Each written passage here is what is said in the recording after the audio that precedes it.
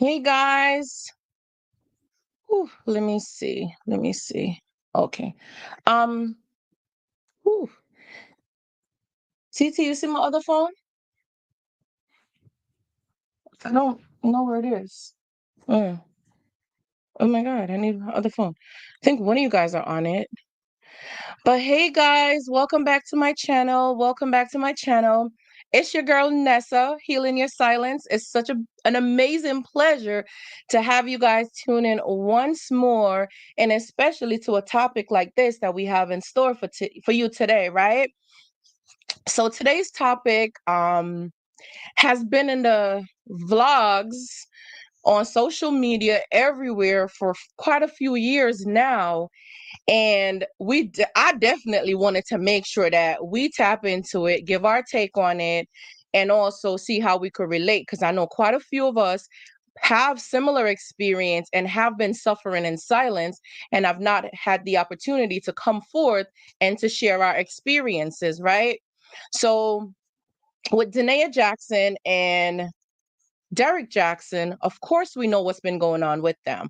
So, what I wanted to do is to take the opportunity and bring some of my teammates, some of my partners to come on so we can share our take on it and give our input and basically debate this conversation back and forth, right?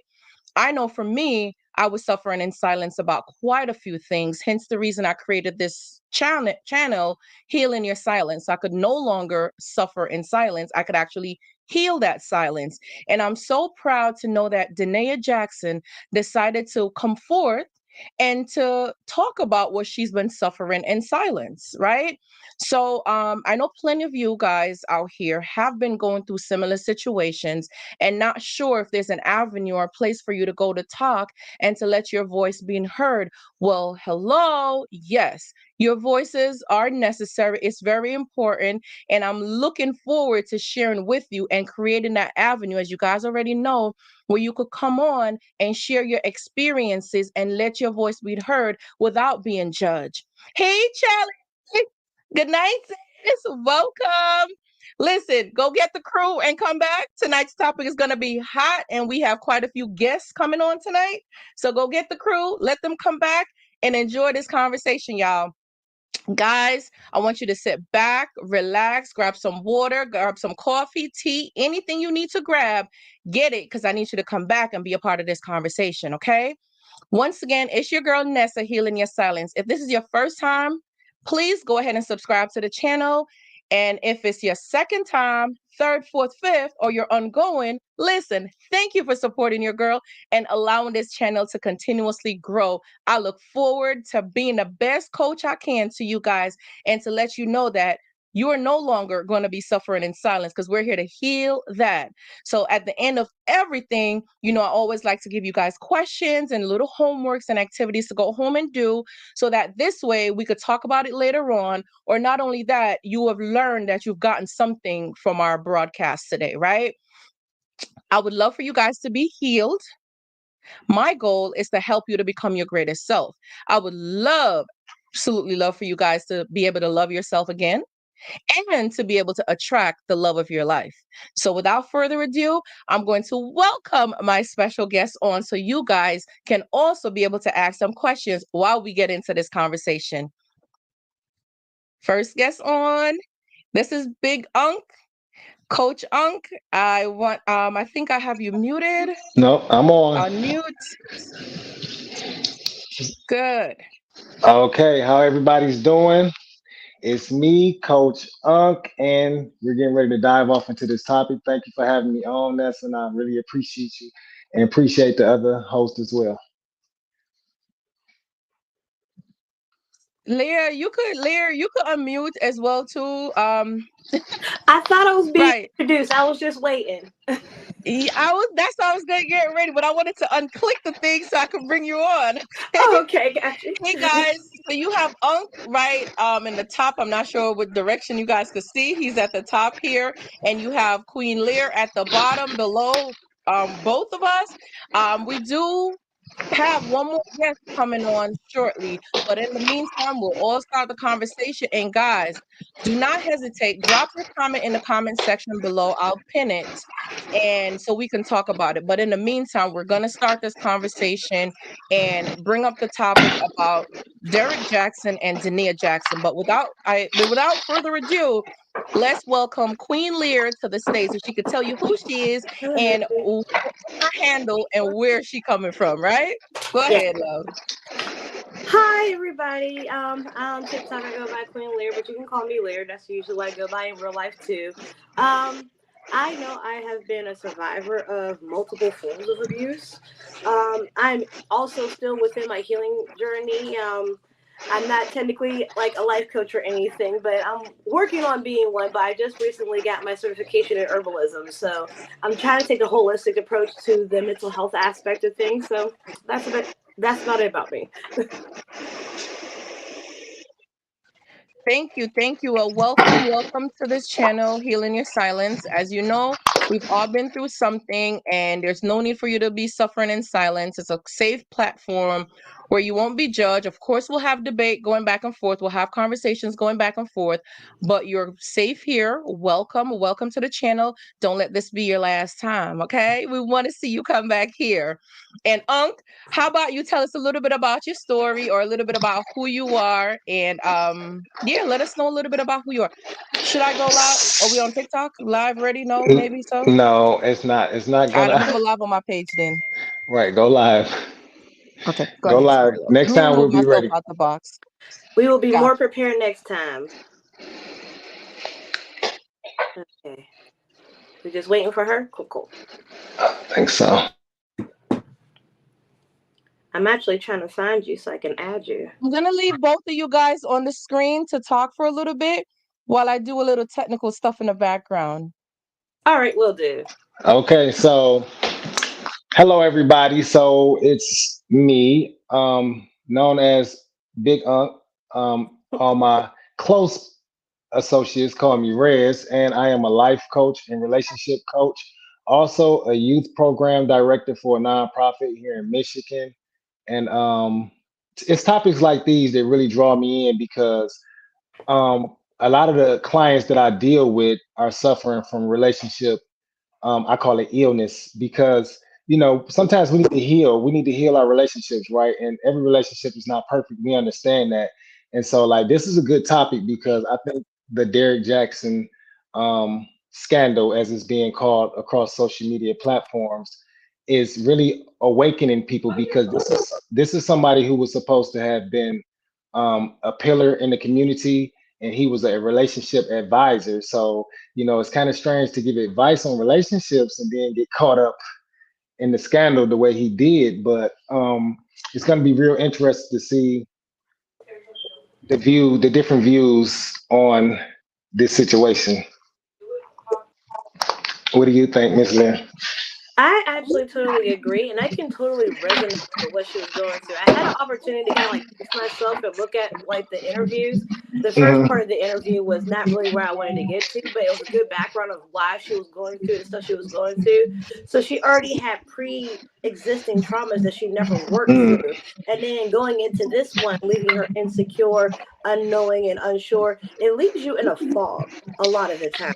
And then especially when you're being gaslit and manipulated on multiple angles and different variety of ways, like manipulation is extremely strong. And people, what concerns me about the fact that going into relationships, a lot of people don't understand that when you are in these types of toxic relationships, they don't understand the fact that, how can I put it? There's pre-existing things going on that carry over into your relationships. When they're unresolved, they reflect within those. Where she was even speaking on the fact that she was mimicking other women's behavior that she found on her phone, on his phone. The fact that she felt like she knew their bodies better than she knew her own. I can understand that, where it's like she felt the constant need to be in competition with people in order to be somebody to him. And this is where like a lot of the cortisol dopamine hit comes in at. It becomes an addiction. because it's like, even though you know this person is not necessarily good for you, you love this person. You're going back to the person for healing that hurt you. And that's where, like, I think a lot of people can relate to. Absolutely. Okay. I'm just looking at something here because I'm trying to. Oh, um, just really quickly. I just got a housekeeping check really quick. So Chelly said that we're having a little bit of feedback. So Yes. did you guys get connected to Bluetooth or stuff like that? Are you guys all connected on Yeah, your Bluetooth to your device? I I am. want to go get my headphones real quick. I'm not sure if it's me, so I want to go on mute. If you give me like All right. 5 So minutes, no not problem. I'll even just two. remove it. Yeah, no worries. Go ahead. Go ahead. Oh, no problem. So let's jump into the conversation until Lear comes back. Let's go. Let's see if that fixes it, Chelly, because I took my headphones out. But you could hear me good though, right? I can hear you good. All right, good. No, understand how she feels. And I'm not trying to pick any side with anything, but like we mentioned earlier, right? Derek Jackson was out in public. He was displaying to everybody and talking to mostly all the women and telling the woman that this is what you're not supposed to do. This is the type of man you're not supposed to be in a relationship. He was describing to us exactly who he is. He was telling everybody, he was publicly telling everyone to stay away from him. But you know how, and I'm pretty sure my guests, my audience, and everyone watching this video on the replay and everything like that, if you guys are tuning in now or you coming in a little bit later, you guys can attest to this to say this is almost like victory, for the people who've been suffering in silence. Like, this is victory, basically.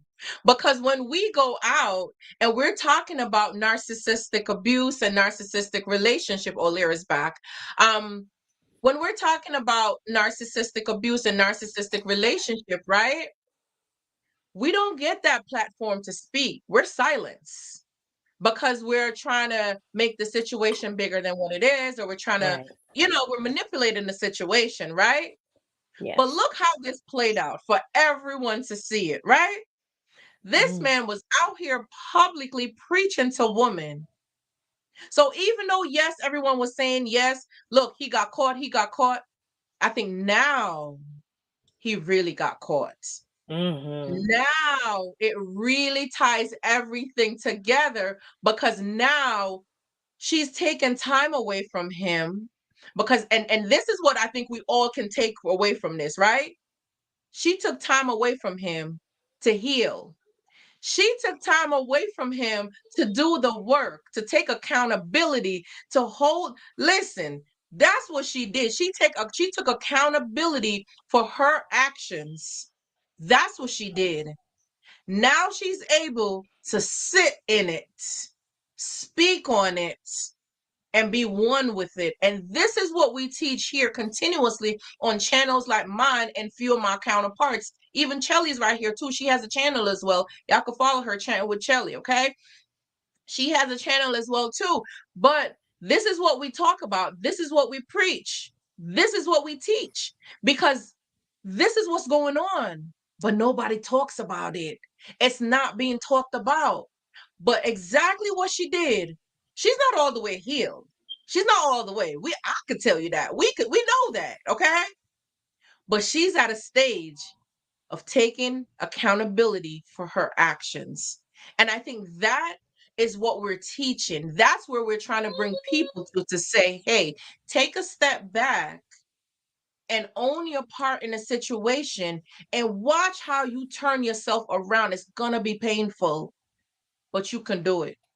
And this is where I feel like it's coming together with Derek publicly being out here, right?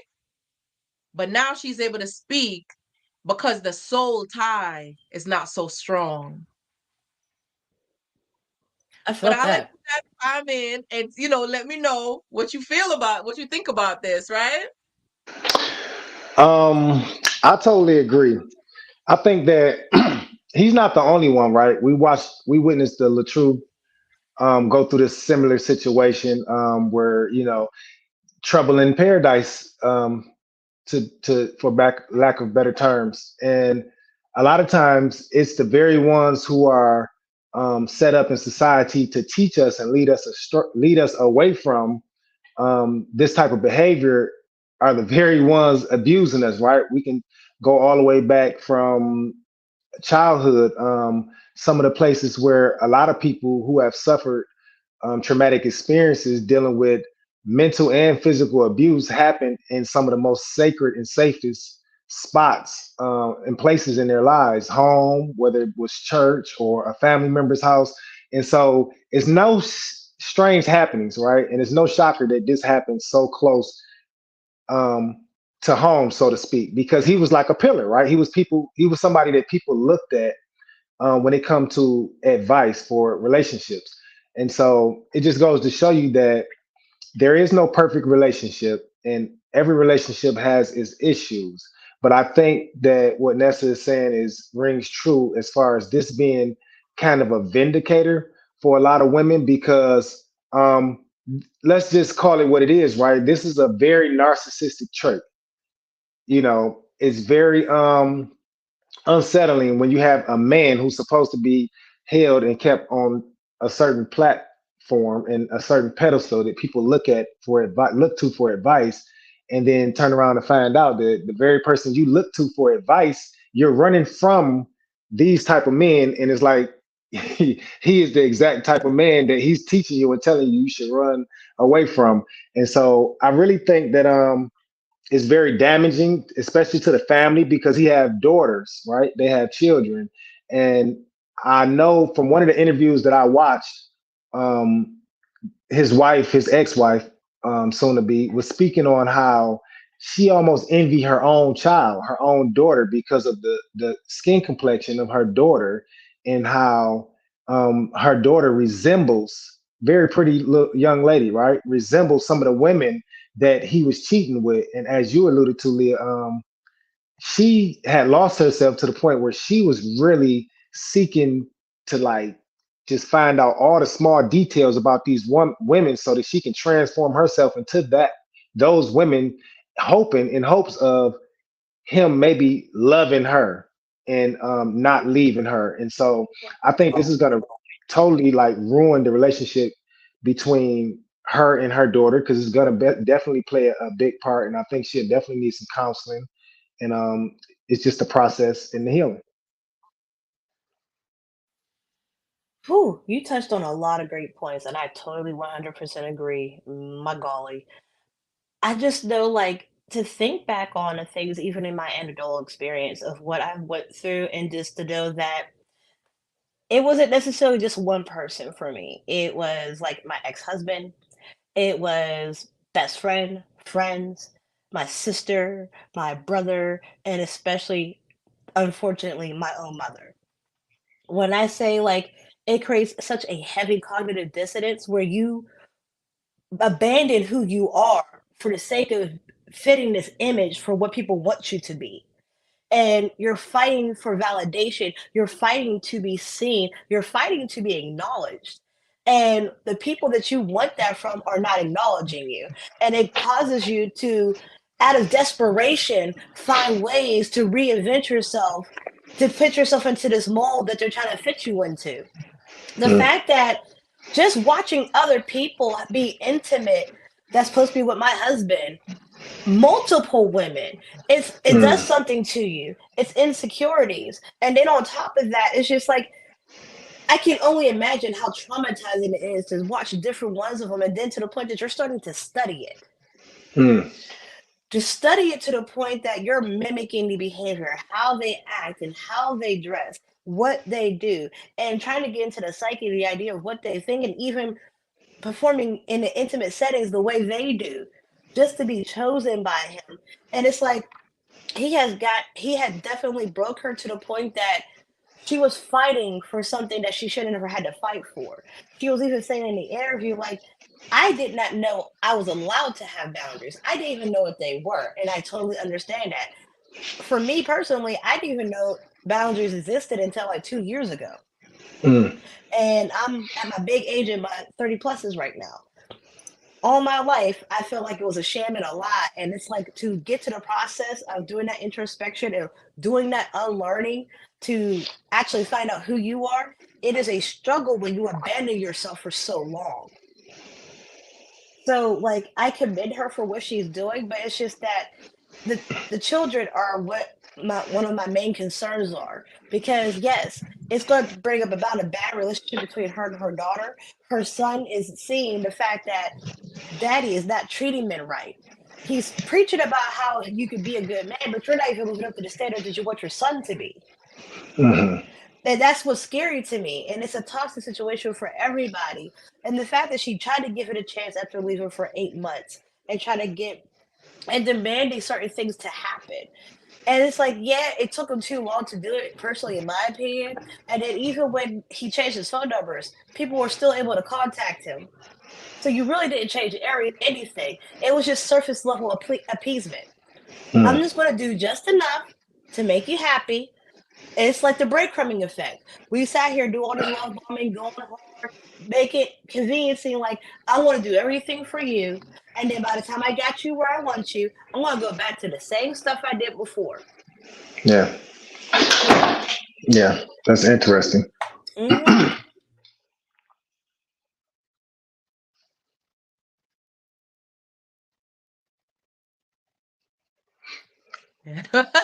My apologies, y'all. So I Mhm. definitely I see where both of you guys are coming from, and I understand that point where that small window of hate, that small window of hate, right? Um, the feedback is back. Shelly, you sure it's good? I don't know. Mm. We're I all hear a little muted, bit of so it. a little bit. Let me see.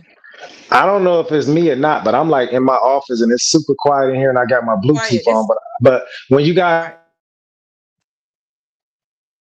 Go ahead. So what I'm gonna do, I'm gonna just mute it really quickly. But I think probably next time what we could do is just put on a headset. That's all. Easy mm, fix. You'll be fine. Easy fix. But I definitely agree with both of you guys what you were saying earlier, and I could understand that little bit of hate and where that hate comes from, right? Because I was married to a narcissistic person for 13 years. The total with everything, getting out and everything was 13 years, right? I do not wish that on my worst enemy. Okay. But I experienced it. I learned a lot from it. I learned what I want, what I don't want. I got to learn me. Actually, I found my identity getting lost in a relationship like that, right? And I remember going through my first part of hate. They're good. They're good at making you hate people that you have no clue about. They're good.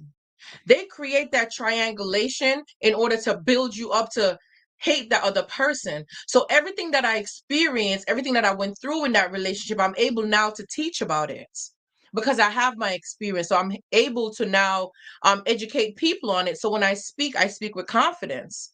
I speak from a place of understanding, knowledge, and experience, right? So I do sympathize when I speak to people because I get it. I remember the first time I had that experience, he was calling his baby mother and telling her to buy a ticket for him to come home. Perfect triangulation, right? So for me to hear the conversation, because that's now going to put fear in me, right? And for me to now try to do everything to keep him. Because I wouldn't want him to leave, right? So he's calling someone to book a ticket to take him, right? But here I am now, like, what are you doing? That's disrespectful. So now I'm fighting for him. That's what they want. That's exactly what they want. Because once you start fighting for them, it creates that friction. Now that was a traumatic experience. Like, whoa, what are you doing, right? And now they're bonding back with you because shortly after, okay, now you're begging for them to stay. So now they're going to stay in the relationship. Now they're going to stay. And another thing that he would do, and I'm being very open about this. You guys know how open and honest I am about stuff on my channel, on my page. Very transparent, okay? Um, I remember one day she was talking to him on the phone, and he told me that the baby is sick, and he's talking to her on the phone while they're driving the kid to the hospital. The whole ride, he's on the phone with her. Now, let's be honest. What can you do to help the situation? But it sounds like I'm bitter or I'm mean, but my thing is that, okay, the baby has asthma. You're taking him to the doctor. There's nothing that you could really do. Okay? And I'm not trying to be rude, but let's be honest. If you're not in a relationship with someone and there's an issue, you and the child and the mother and all that's going on, there should be clear communication. Okay? The baby's not feeling well. I'm taking the baby to the doctor. When I get to the doctor and I get the information, or if anything changes, I'll update you. Let's be respectful here. You don't have to do all of that, okay? And these are things that continuously happen, and these are things that happen so subtle and so soft in the relationship that to the primary person or the wife, you start to having a feel of fear. And it's because, like you mentioned before, unhealed wounds, unhealed trauma, abandonment issue, neglect issues. These are some of the things that really causes you to feel this kind of way. But here we are now, wrapped up in a relationship because we think that pouring on this relationship, dumping on all of this burden, everything onto somebody else is going to make us better. When in reality, we suppress so much and then it becomes a big monster because we're suppressing. So I understand where the hate will come from, because I started to hate this baby mother and I didn't know her. I started to hate her. I had no clue who she is. He will create an argument between both of us, telling me how nasty she is, right? How he don't even eat from her.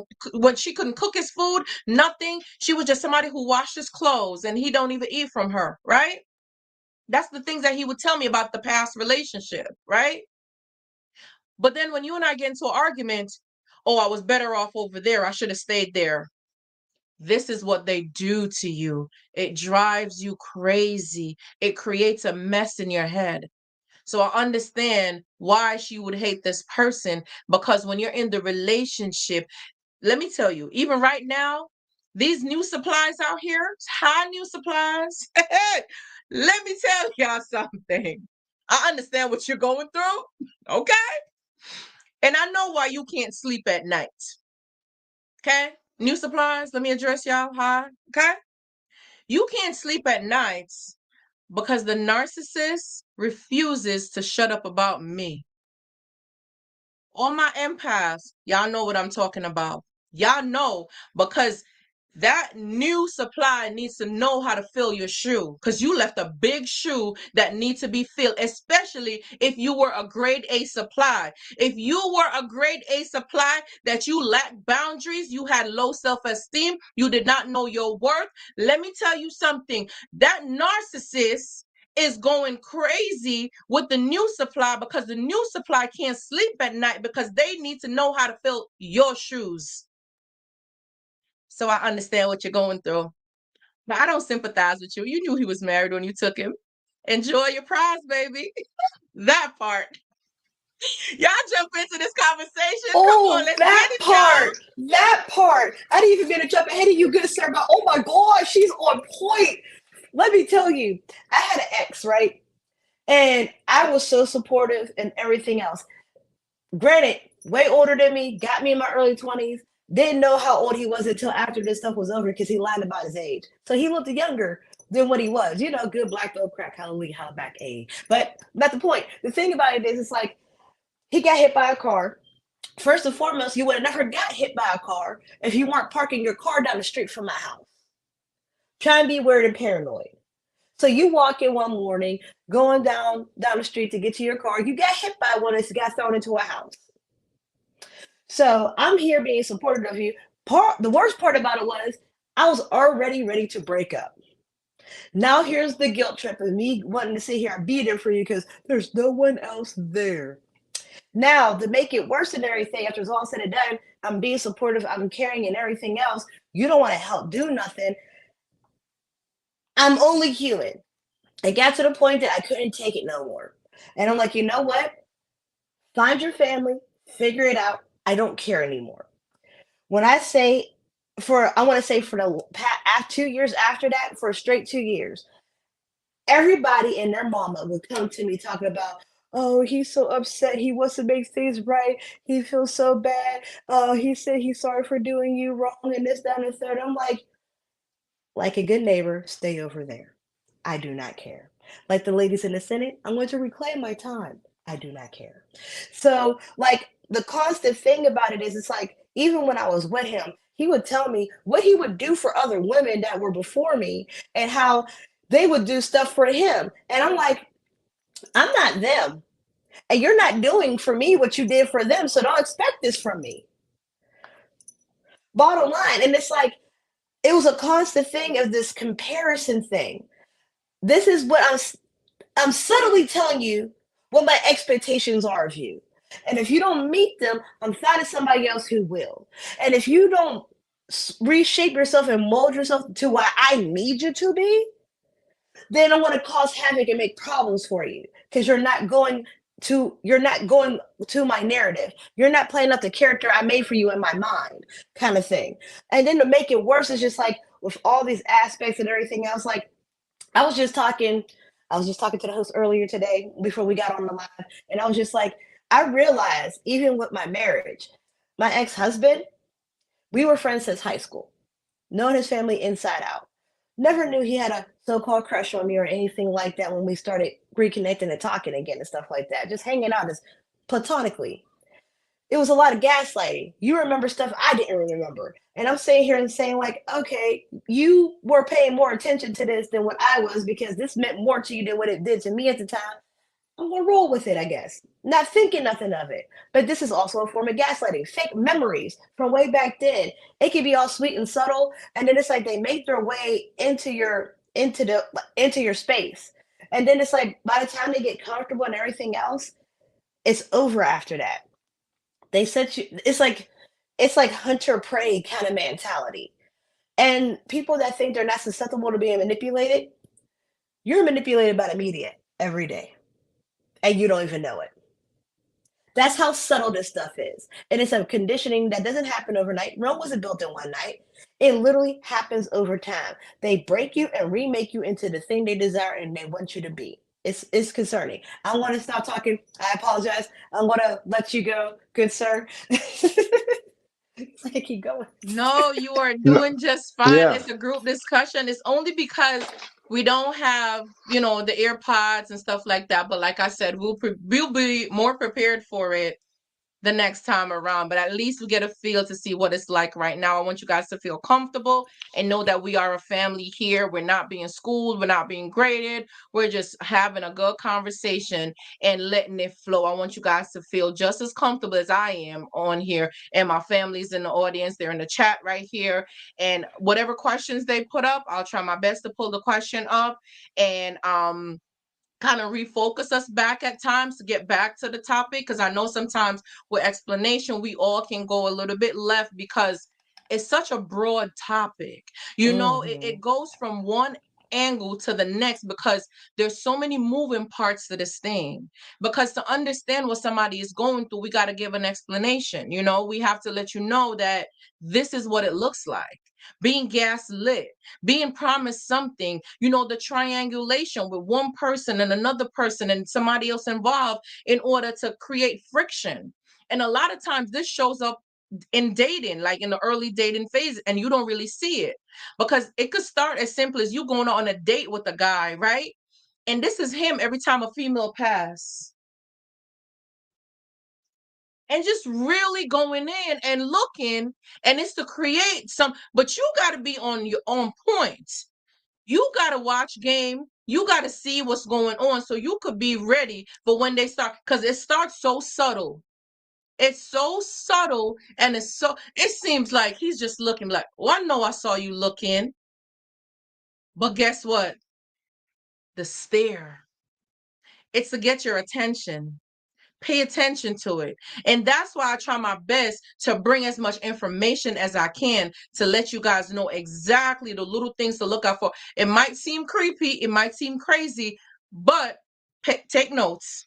You take notes for the first time, and you keep observing for patterns and behaviors, they don't change their stripes. They don't. So yes, what is it like? What is your definition of being married? And we have Kat joining us live again. I'm going to bring her up so that we can bring her on to the platform. But the question again, guys, what is your definition of being married? And we'll just go right down the line.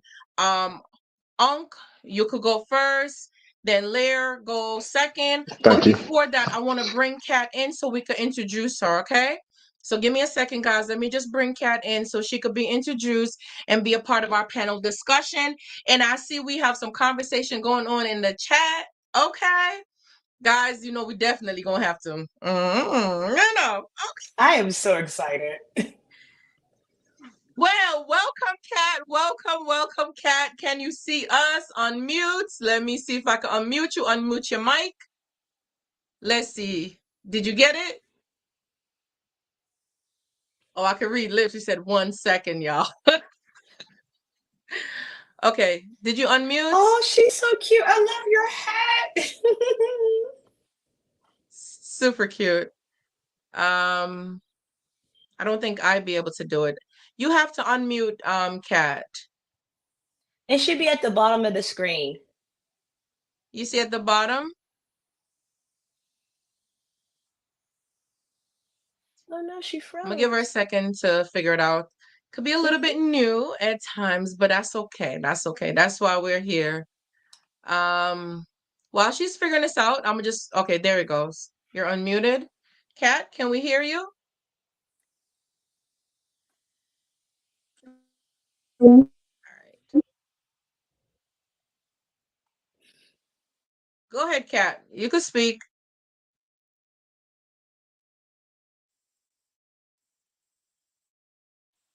All right, so I'm gonna just remove her for right now, and we'll keep the conversation going, and then I'll bring her back up. Okay? Yeah, I think she's having a bad connection. Yeah, it looks like it. Let me see. There it goes. Let me try again. Kat, you want to give it a try again? Looks like the connection is a little bit bad, so I'll just give it a moment. So, what is your here's the question, guys. What is your definition, or what does being married means to you? Okay? Kind of word a little bit different. What does being married mean to you? Okay, so I'm glad you asked that question. This is a great question, good topic, especially surrounding the circumstance, right? To me, marriage is continual growth, right? Marriage is a bond, it is a union. Um, I had a conversation with someone, and they saw marriage as being a contract, right? And I get where they was coming from. A lot of people look at marriage, and I think part of the reason why a lot of times marriage often fails and why the divorce rates are so high now is because people do look at marriage like it's a contract, and people are going into it to me um, not conscious of the fact that they're self-sabotaging the relationship because the prenuptials and some of the things that people do, right? The specific things that people do in a marriage or in a relationship going into it kind of gives an indication that they plan to leave one day. I think that people should get back to looking at marriage as something that's permanent. I think the government and just the way that the system is set up, it's too easy to really get out of a marriage. Now, barring, of course, abuse, physical abuse, and sometimes mental abuse, right? You can't come back from it. You should exit it. But I think that marriage is a continual growth process. And so a lot of times we get married, especially in our younger days, right? We're 21, 22, and we say, hey, this is the person I want to be with. But then when you turn 32, 33, 34, 13, 14, 15 years later, this person or you are not the same person. You're not the same two people who got together 15 years earlier. And so um, the beauty of a marriage and a relationship that has a lifetime bond, right, in a union, when you make this covenant between you and God and your spouse, the beauty of it is that you understand that going through this process, there's going to be a lot of ups, there's going to be a lot of downs. looks fade. So there are some things that we have to take into consideration before we even say the I do, because once you say those vows and you make those vows between you and your spouse and God, right? You're supposed to try to uphold them. So a lot of times, I think in this generation, this era, marriage is not looked at as something that's important or sacred as it used to be. I think marriage is more for fashion. I say that often. I think people marry people for the fashion of it, because it looks good to say that you're married, or to say that you're a Mr. or Mrs., to say that you have a wife or a husband. But marriage is sacred and it's serious. And so being married is not only continual growth, but it's becoming one. And so what people have to understand is that you're going to be becoming married until the day you both, one or the other, leave this earth, right? First, because we are humans, and as humans we're constantly evolving and changing. And so the struggle of it is, as we evolve and change and become the persons who we become, which is who we are intended to become, can we weather the storm? And a lot of people seem as though they can't, especially in this day and time. I I could do totally agree. Oh, agree. sorry. I totally agree with what you were saying just now. I think you brought up really good points that we could stem from. And it's every day. It's like waking up, marrying the person all over again without walking down the aisle and doing the whole thing and going through the whole process. I feel like it's marrying that person every day. It's like, asking for strength to be with that person again every day. It's loving them every day, even when you don't want to love them. It's liking them even when you don't want to like them. It's knowing that you're doing this continuously because both people are focused on the prize. And what's the prize? Is the plan, the mission for the family. What is the family goals and priorities that's in place? This is the mission. So no matter what it is, we should both be united going after this one thing together. So that's what should wake you up in the morning. That's what should wake me up in the morning to go after the goals. So we might not agree on everything, but our goals, our priorities, our focus to keep us going together, knowing that, listen, it might not be what we want right now, but we know what we got to get to. And as a team, you go forward to getting it. And I'll come back in and chime in with a little bit, because I think it takes a lot to be married, but I feel like marriages fail because of the dating process. It starts at the dating process, because we're not asking the right questions. We're not vetting our partners. We're not trying to see what their goals are, what their intentions are, what's their definition of marriage. Like we're asking a question right now. What is their version of being married? What is their version of commitment? Are they monogamous? Are they trying to be monogamous? Is that what their intentions? Is infidelity a deal breaker for them? Like, these are important questions for us to ask in the dating phase, in the vetting phase. Get to know someone. Get to know if this is the best candidate for you. That's why it's important. And I know a lot of people don't agree, and it's okay. You don't have to, but it makes sense to date at least 3 people. Talk to 3 people. You're not sleeping with anybody. Dating is collecting data. That's what you're doing. Collecting data, collect information, and see who's the best candidate for you. That's what you do in that process. You get to know people. So there's no commitment. There's no sleepover. There's no exclusivity. There's no sex. There's no kissing during this phase. You're just getting to know that person. But that's a topic for another time. I'm just saying it starts there, okay? But Lair, I'll let you get into it, and I'll just go ahead and mute. Oh, is he leaving? Okay, I 100% agree, but there's some pushback that I do have because it's like I agree the vetting process is extremely important when it comes to these things. Hi, Kat. And also, you have to consider the fact that even though, like I say it a lot when we go on lives on TikTok and stuff like that, but vetting literally only goes but so far. We can ask the right questions. We can understand who that person is in that moment. We can understand that person within that moment, maybe that year. Who's to say they're going to be the same person that you got to know the next week, the next month, or the next year? And that's the thing. We constantly are evolving. Sometimes we can evolve for the good and we can evolve for the bad, or we could just simply stay stagnant a lot of the time. And that's where a lot of the concerns for me is, because like you're still stepping on 10 toes in faith that that person's going to be who they say they were. And that's what is like a lot of terrifying things for a lot of people, especially young people nowadays, where they don't see the value in being married, because people are out for self. Everything's about self preservation anymore. People have been hurt, people have been scarred, and I'm not even talking about physical or hurts and scars. It's mentally. And then how trauma works, people don't understand, like, oh, it's not a big deal. Why'd you think of it like that? Trauma affects people in different ways. And then to consider the fact that how it physically affects your brain. It's a brain injury. Your brain literally swells on the inside of your skull. So when people go through these things and they're going through changes, their head pounds, their head hurts, they're trying to process stuff, they're overwhelmed. Everything is like everywhere. And then by the time that swelling comes down on your brain, every majority of your neural pathways are rewritten and rearranged. You literally come out of that situation an entirely different person. So when you have to sit there and take the workout to know yourself first it's an active thing to get to know yourself, because you're forever evolving and forever changing. You can't go into a situation expecting this person to get to know you and you don't know who you are. And that's really where like it hits home for a lot of the things. And it's like, even for me, I never knew how to properly vet. I never vetted my ex-husband because he was my best friend. I didn't feel the need to because I thought I knew him. Whew, mercy, I was wrong. But that's I was wrong. That's all there is to it. Even though I stood 10 toes and trying to be a good and pious wife, whatever you want to call it. I'm not religious, unfortunately, but I'm trying to relate the best way I can in this situation. It still wasn't enough. When you get into toxic and narcissistic situations, the bar always changes.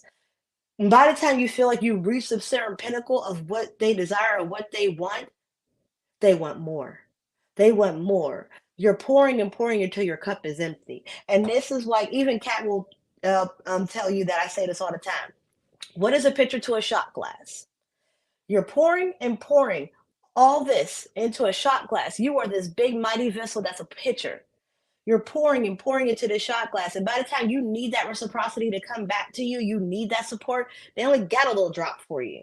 And that's why I say, like, even in marriages, I don't want to necessarily say give up so easily, but I say try as line, excuse my language, try as line, we're doers in this B. Because if you're going to sit there and you know you have problems and you know you have issues and you're not actively working on it, you're not actively seeking out your goals, you're not actively doing things to progress and better our relationship, and you know what's going on with you is a detriment to it, you don't love me for real. You're using me at this point, and you're using that as an excuse to be complacent. So when you get into these motions of things and you're trying to make things work, it's okay to let love die. I'm okay with not watering dead situations. At the end of the day, I'm pouring all this into you. I'm not going to argue what type of vessel you are. I want to replace you. I know where to place you at. It's like a game of chess. Know where you put them on a board. And bottom line, it's a lot to sit there and see that above all else, you did what you could to make it work, and that's all that matters. It's not about being selfish. I call it being selfful. Do you first. Fill you and let it flow from the overflow. That's all they get. That's where I'm at. I love that. But I got a question for you before you chime out of here. I got a question for you before you move on, right? Okay. So my question to you right now would be, if you were whole and healed, would you have stayed in a relationship that requires you to keep raising the bar and change who you are?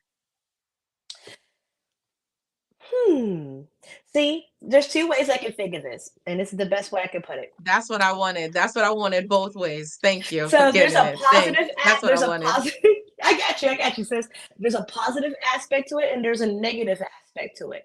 And the positive aspect of it, I would say, you're challenging me to see my potential and reach above what my limitation, what I believe it is, forcing me out of my imposter syndrome to see my greatness as it is. That's a positive. If it came into it at influence like that, I would stay. It might hurt my feelings a little bit because it's like you're making me do stuff that I'm not really prepared to do, but it's necessary for my growth. I respect it because that's showing me you love me. On the other hand, every time I sit there and reach goals and pinnacles and you keep tearing me down, like, that's not enough. You're not going to be able to do this. I don't even know why you're trying. Oh, I'm trying, but I'm not doing anything at the same time. You need to do this, or whatever the whatever BS they want to feed you. It becomes toxic to the point that I'm afraid of being confrontational with you. Every time I bring up my feelings to you about something, they're met with conflict and resentment. I have been loyal to a lot of situations that my common sense told me I should have left a long time ago. And because being conditioned from childhood, and I'll say it again, I blame your parents. I blame everybody's parents because your parents set the stage for how you perform in relationships.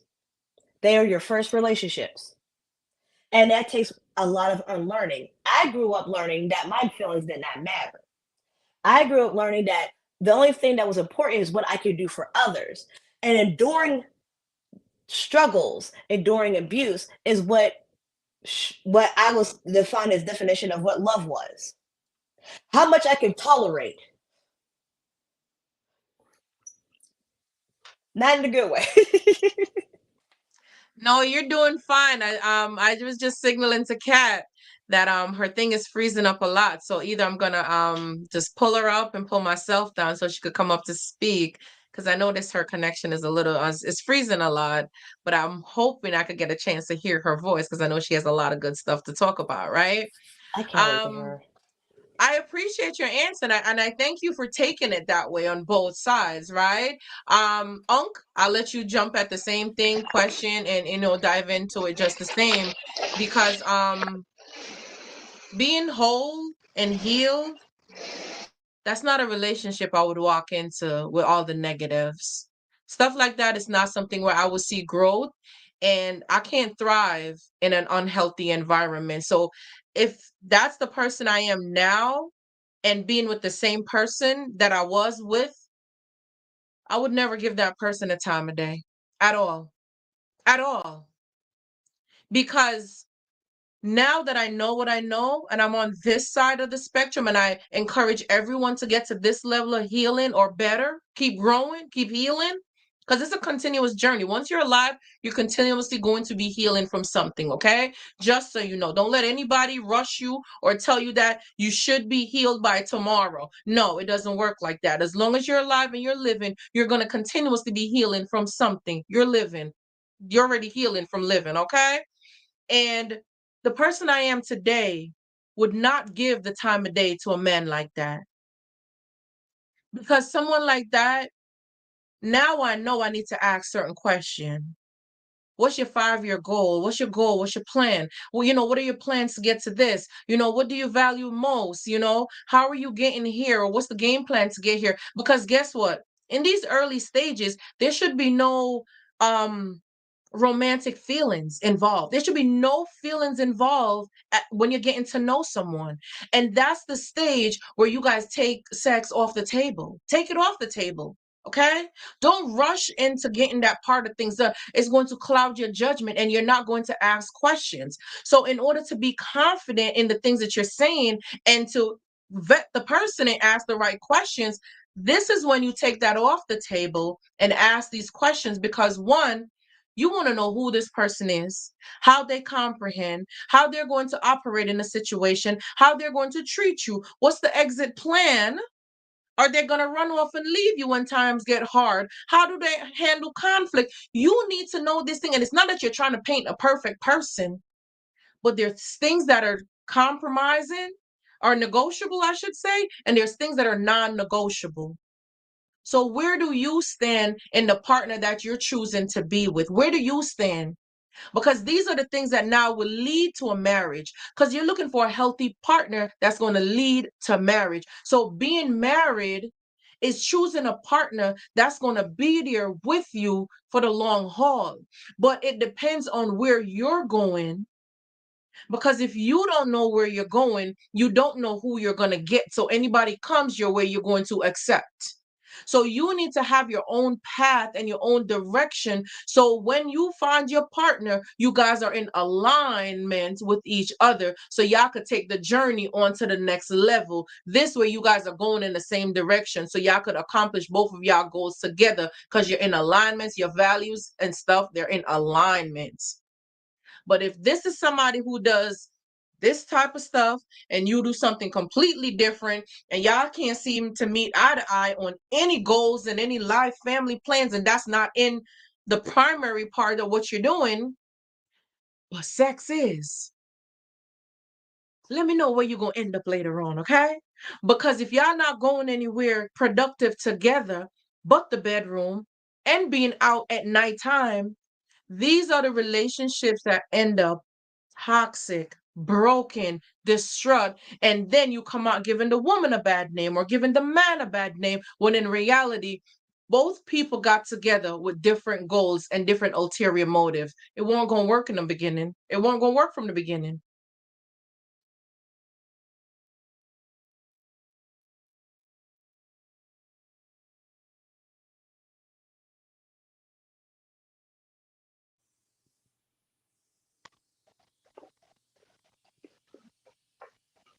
Is it working, Cat?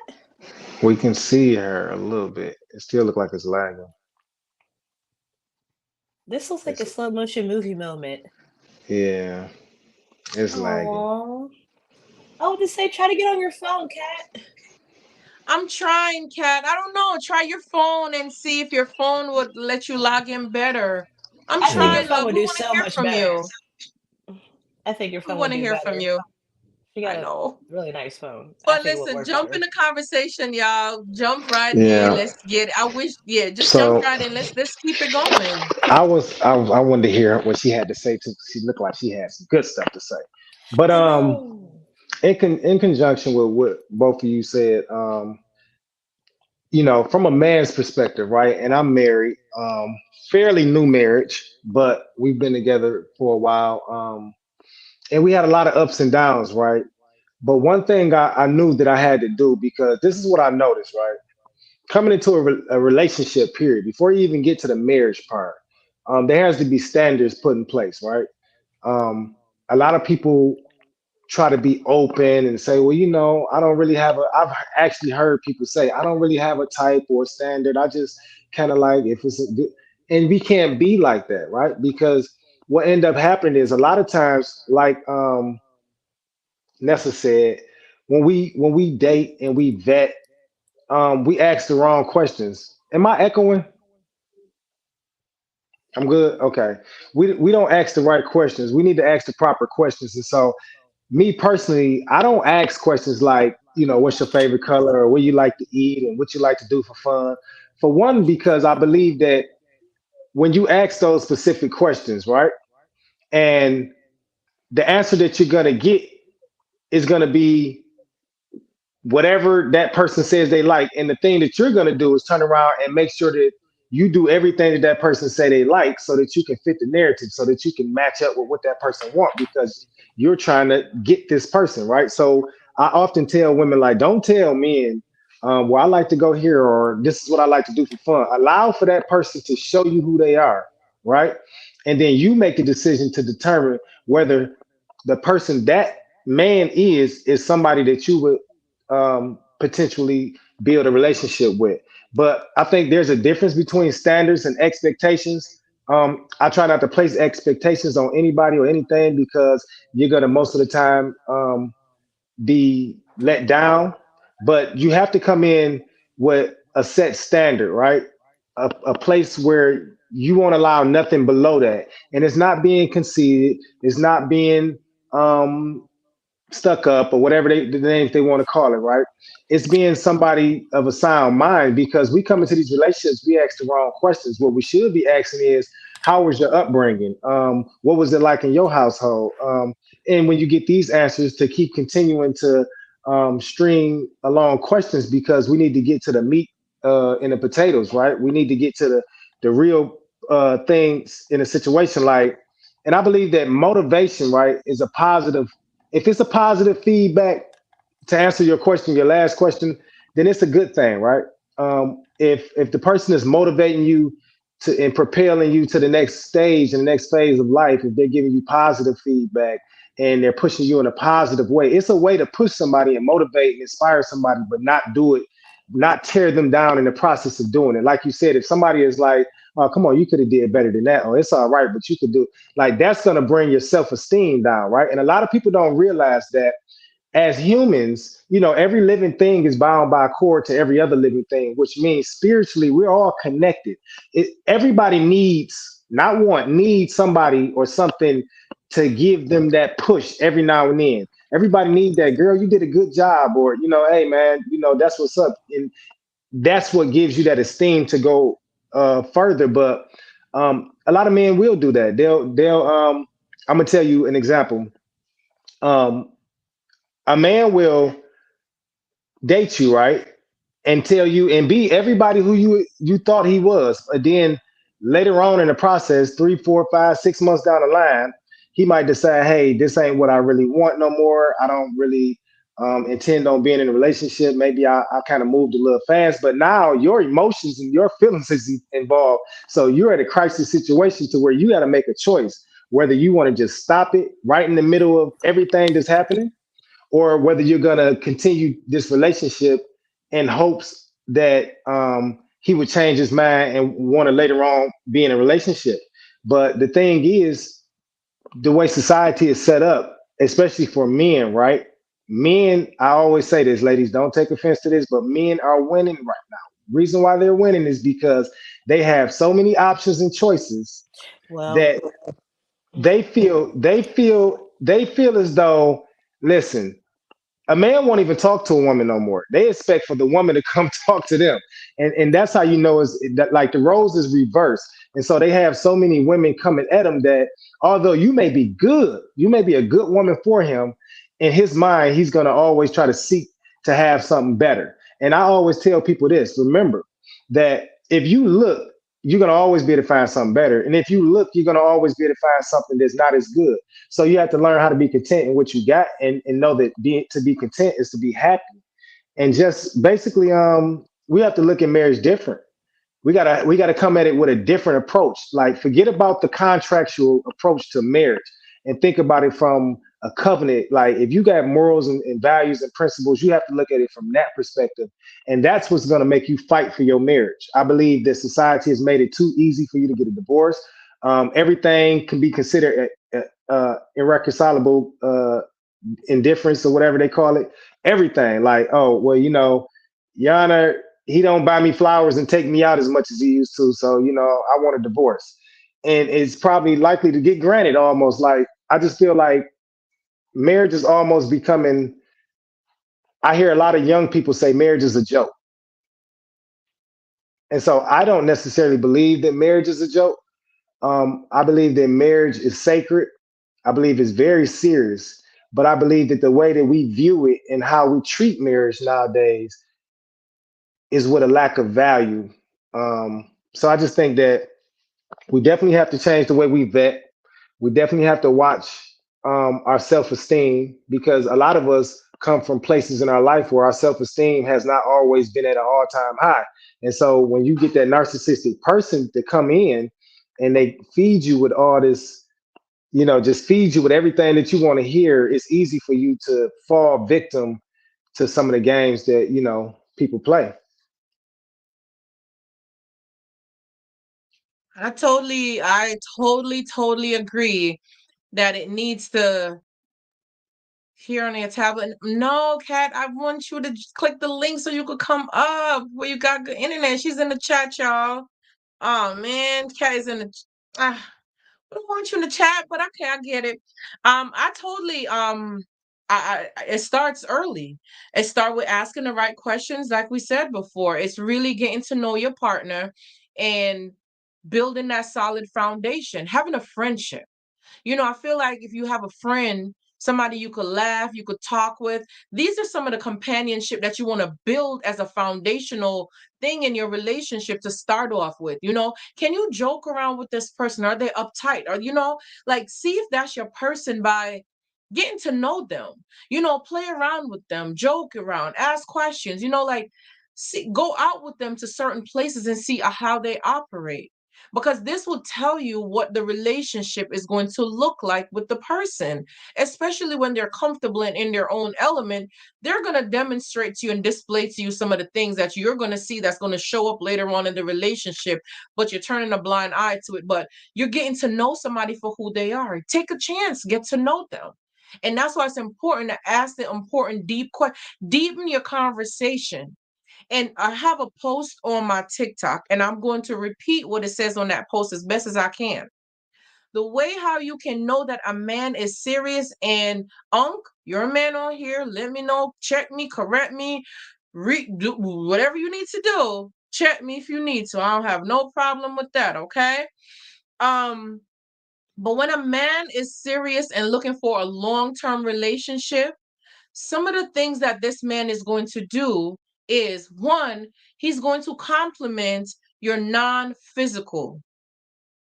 So he's going to give you compliments that are non-physical. So yes, he might tell you your eyes are beautiful, you have a beautiful smile, whatever.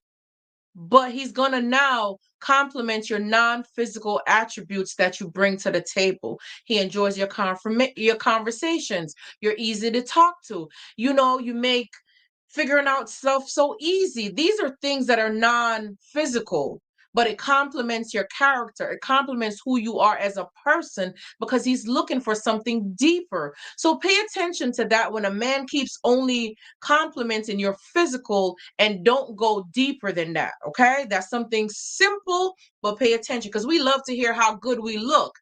You don't need all that good looking until later on in the relationship, when he really not telling you. Be like, hold up, you don't notice nothing? That's later on. You need all that physical, confirmation again. But when a man is pursuing you and getting to know you, he's going to not just compliment your physical, he's going to do non-physical. The second thing, that he's going to take you out on dates during the daytime. He's going to try to meet up with you during the daytime, in daytime hours, because he wants to get to know you. Okay? So that's two. The third one I think I could remember is, he takes sex off the table and get to know you. So sex is off the table in the early stage. It's off the table so that he could get to know you. The fourth thing is, he spends quality time with you. That does not include sex. So y'all spend quality time, enjoy each other's company, and it does not include sex, enjoying each other's company. These are some of the things that a man who's looking for a long-term relationship is going to do. And Hunk, correct me if I'm wrong, check me where I need to be checked. Go ahead. Well. So no, I agree with most of everything that you said, but never be fooled by a man is sexual in nature. So trust and believe me, if he pursued you, he saw something he liked, and if you offered sex, he probably would take it. Now, hindsight, what probably won't happen is he won't be looking at you as a wife or a long term relationship. He'll be seeking to just have casual hookups with you from that moment on. And if he took you to a 5-star restaurant or took you somewhere that was not nice and intimate, he probably won't be taking you them places no more. It'll probably just be to the liquor store, get something to drink, and see if you want to go back to the hotel and catch a movie on Amazon Prime. So, bar that, I agree with everything that you said. How I feel like one of the things that men do, right, ladies, that you'll know if they really are interested in you. Um, yes, they will seek to get to know you and give you compliments other than your physical, but there will be things that happens innately, things that happens naturally, right?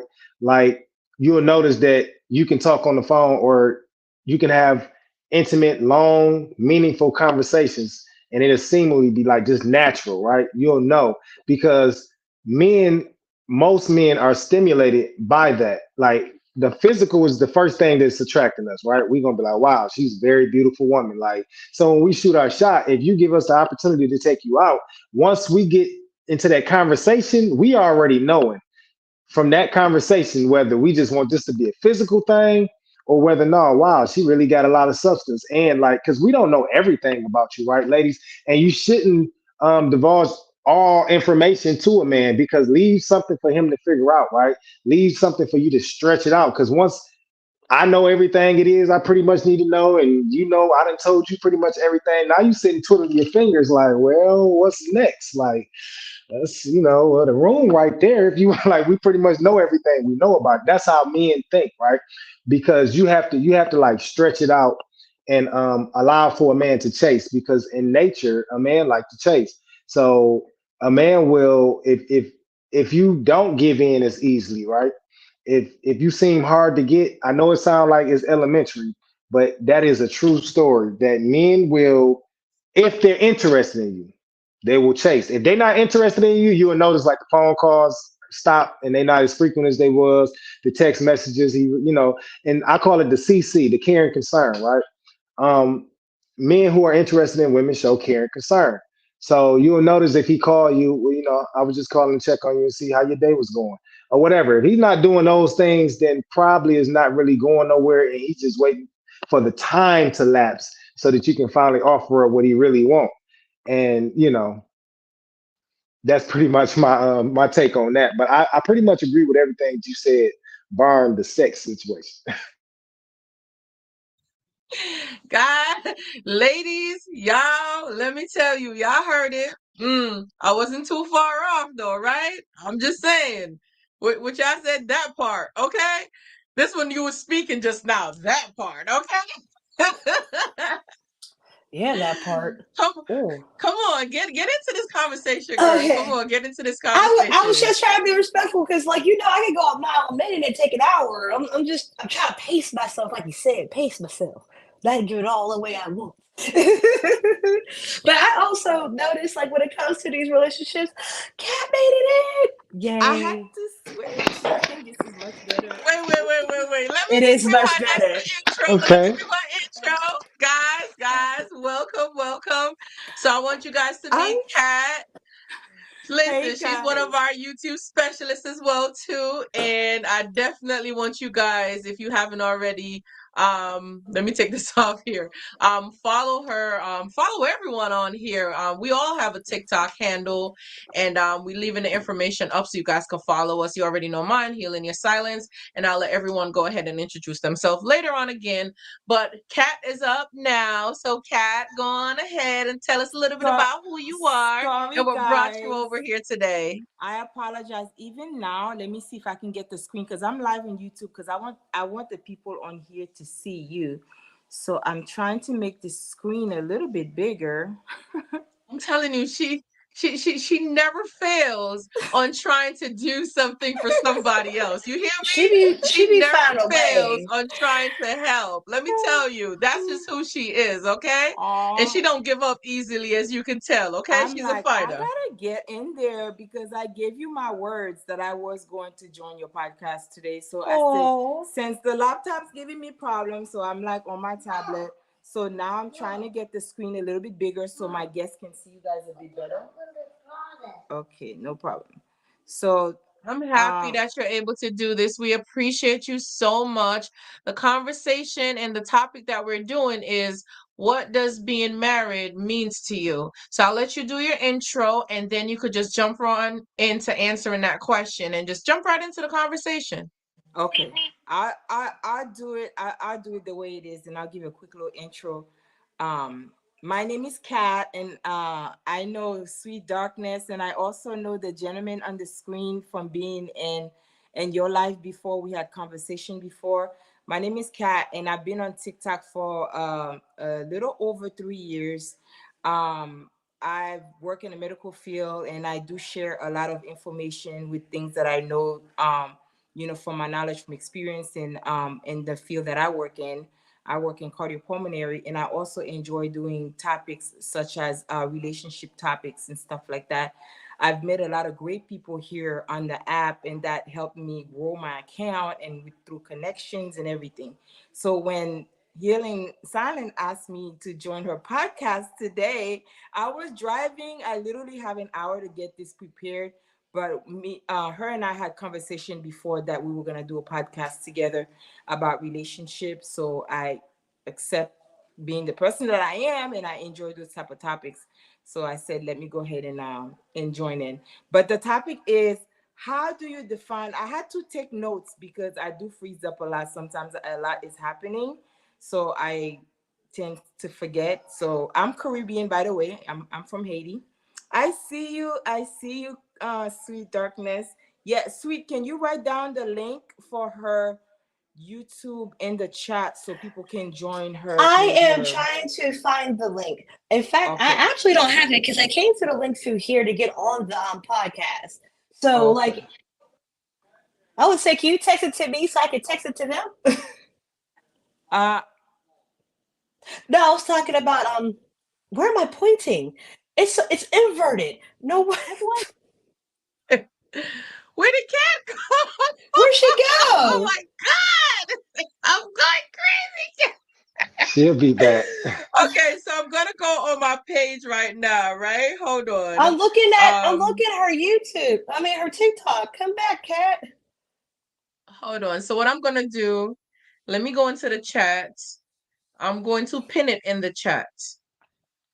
Okay, and I want to Okay, I want to write so it down. okay. So it's pinned in the chat. So this the same name, Healing Your Silence, the same spelling. And it's in the chat. I just pinned it in the chat. So if you look in the chat, if you're able to see it, I just pin it so you guys could just tell them to click on that link and it would take them right to the channel. So if you look, Okay. it's pinned right there. As you go on to our chat, our live conversation, they could just click the link right there. Let me see. I could probably even text it to each one of you guys as well too. So let me text this link to Kat and Unk. Hold on. So that's the link. And Lear, hold on. So Kat, I think she's back. Kat, Oh, I I'm hope here. so. I'm here because I'm trying to figure out how to get the screen to be big, but it's okay. That's why I'm holding my phone, because I want my people on my side to you be want able your to see people. you guys. So was it The that you were going live people. on TikTok? Is that what that is? No, I'm Yep. already live on TikTok. I want them to be able to hear the conversation, and also we're trying to write down your link so they can move over to YouTube and join the I just conversation. sent it to you. I just sent the link. I just texted to you, and it's also pinned in the channel. Yes, In the chat. So they'd Sweet be able to click Darkness. it. Sweet Darkness, she's trying to write that in the chat right now. Did you get it, Okay, Sweet? perfect. Yeah, I got it in the thing. I'm trying to type it out. Oh, where did my finger go? Oh, snap. Okay, because it's not gonna let me type out the whole URL in the actual chat because you know I it just acts shared it funny. with you, sweet darkness. Did you share it with Lear, me? I just shared it with you. I just Ah, I texted found to it. you. I found it. Here we go. I'm gonna copy. Let's see if it'll let me put it in the chat. So would it allow you Go to? back. Let me see. Paste. And oh, it let me. Yay! It allowed you to? Perfect. Yeah. Perfect. All right, guys. Very good. Unk. Family, Unk, Cat, Lear, TikTok family, YouTube family. One thing you guys are going to see that is organic, okay? We are real. It's organic. It's not planned. We are speaking from a place of experience, knowledge, wisdom, and a lot of education. We are speaking to you guys live, raw, real, okay? So I want you guys to understand that, of course, in real life, there's going to be technical issues, technical difficulties, anything that happened. But guess what? We're consistent. We're committed to doing it right.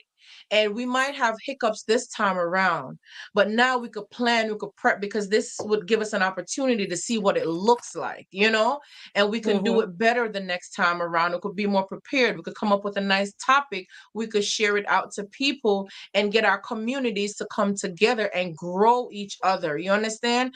Because Right. what I've learned is that having a dream It's something you hold on to. You don't let it go. Don't let go of your dreams, guys. The narcissist came into your life to destroy you, to break you down, to tear you down. And sometimes even kids in school are experiencing narcissistic abuse. It don't have to be in a romantic situation or in a romantic setting. Sometimes these teachers are telling the children they're good for nothing. They're going to amount to nothing. Oh, you're so stupid. Oh, you can't do that. Let me give you guys a perfect example the moment y'all said this. And y'all know I'm going to do an email right after. Not tonight, but tomorrow over the weekend. My daughter got picked at school. She told me about it earlier this week. She got picked at school to speak at their graduation next month. Okay. I thought that was a beautiful thing. She's honored, so excited. They have a typed up speech already. Told her she could rehearse it, study it, take out some things, add some things, and probably make it her own. But she needs to get the concept of what's going on. Okay. She told me today, Mommy, we need to talk. I said, okay, let's talk. What is it? Well, today while we were at school, the teacher said XYZ, and they gave me to read it, and we were practicing, and I was doing just fine. But there were two words that I wasn't comfortable saying. And it's from another culture, and I wasn't comfortable saying these two words. And I told the teacher I wasn't comfortable saying these two words. And the teacher told her, then if you're not comfortable saying those two words, then you're not going to get the part. And took her out the part and gave it to someone else. Now, you don't know what you're doing to this child and what you're setting them up for tomorrow.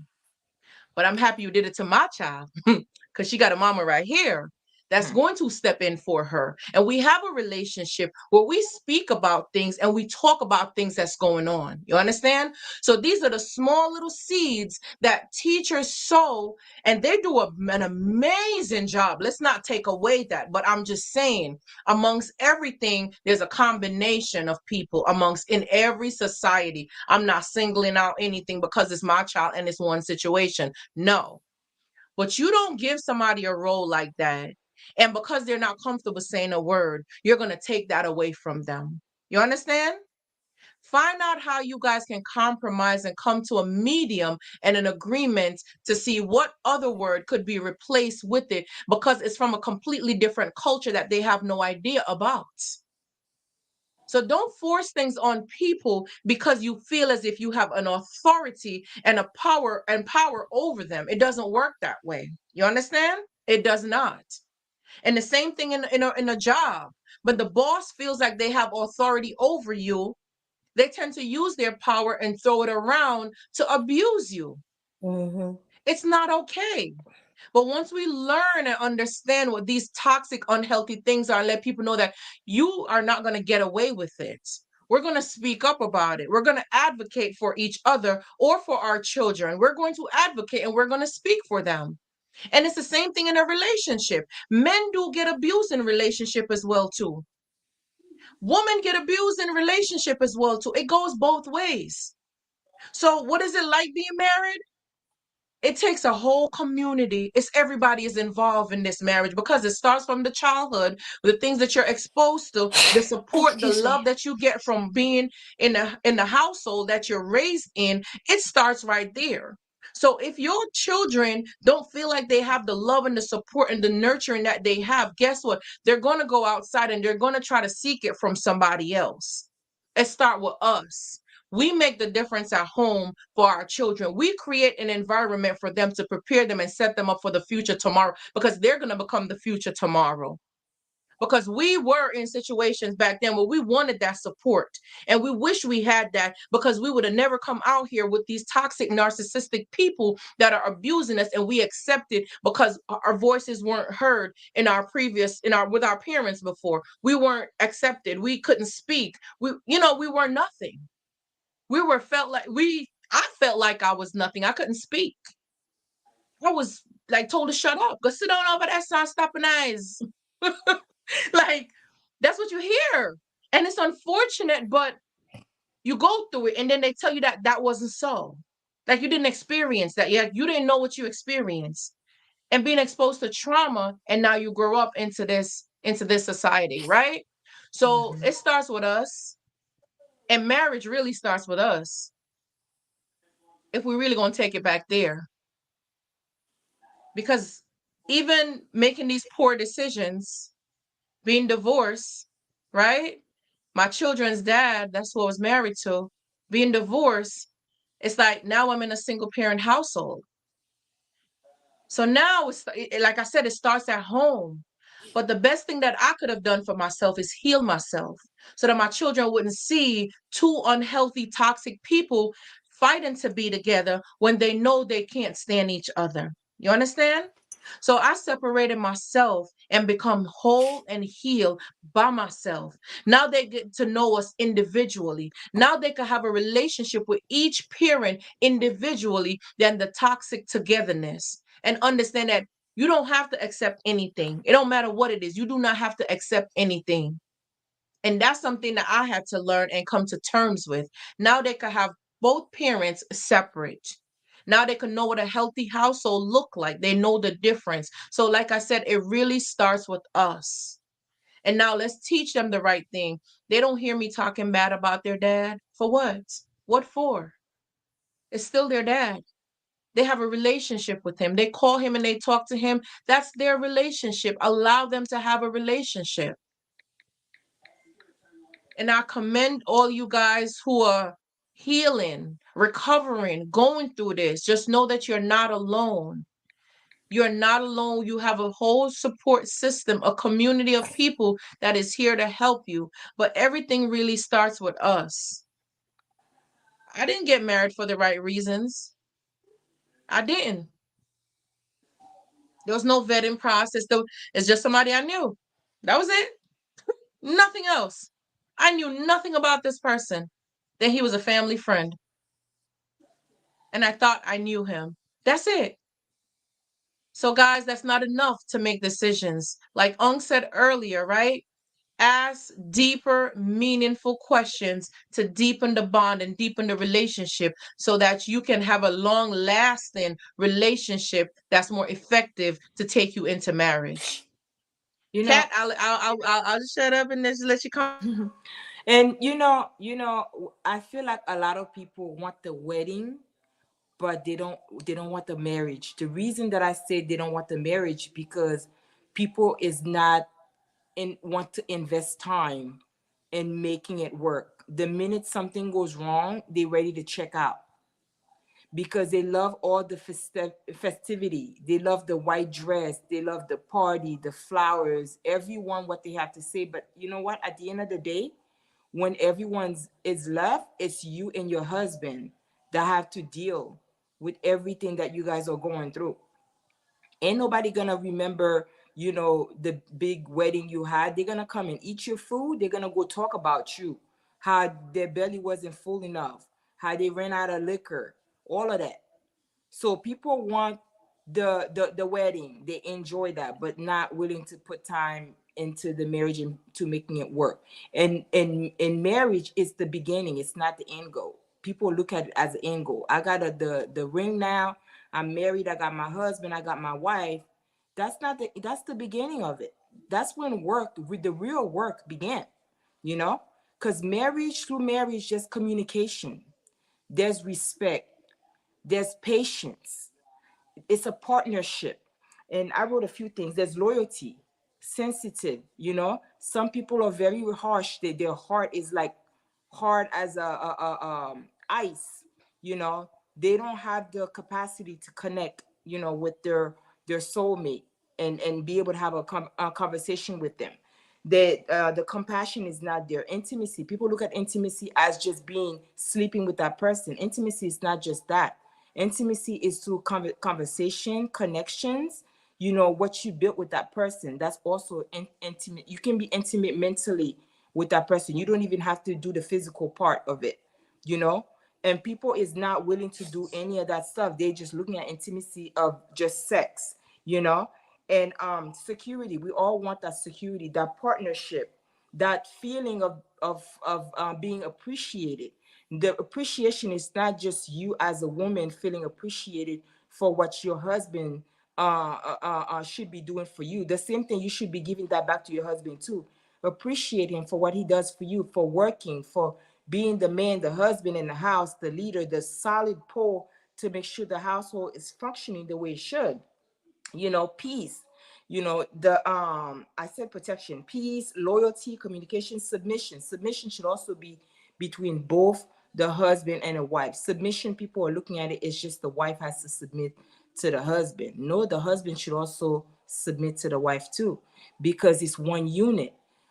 It's like having a car. The car that your husband is the engine, and the woman, the wife, is just the outside, the beauty of the car.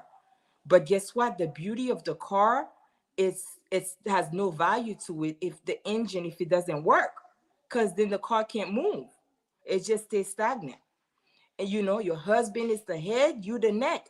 The head don't go nowhere without the neck. The neck facilitate the head to be able to move and be able to lead and be that leader that we want him to be. Women nowadays is not allowing the men to be the leader. A lot of women, not all, I can't speak for all, they want to be the one to also lead. I understand sometimes some people need a little bit of guidance to help them, but at least allow him, give him that opportunity, that chance to be able to do and be the man that he's created to be. Men and women are different in so many aspects. He has that within him. He has a capacity of learning these skills from being around other people, or just, through experiences. That's like, a lot of people have never been married before. So we are going in this blind. We don't know what marriage is going to be like until you actually in it. You actually dealing with the real life situation. And that's what's like, oh my gosh, this is actually a lot of work. I actually have to put in the time to make my marriage work. People are so busy comparing their relationship and their marriage with what they see on the app. And the app ain't it. Because people lie, people fake, and no two relationship is the same, no two marriages. You might be able to learn something from one person, but to completely take someone else's marriage and try to put it in yours and trying to make it work the way you want. Oh, my neighbor is doing this and it works for them. Why isn't it working for me? Because you're not married to her husband. You're not married to that wife. You don't know what they did to get their relationship the way it is right now. People don't respect people nowadays.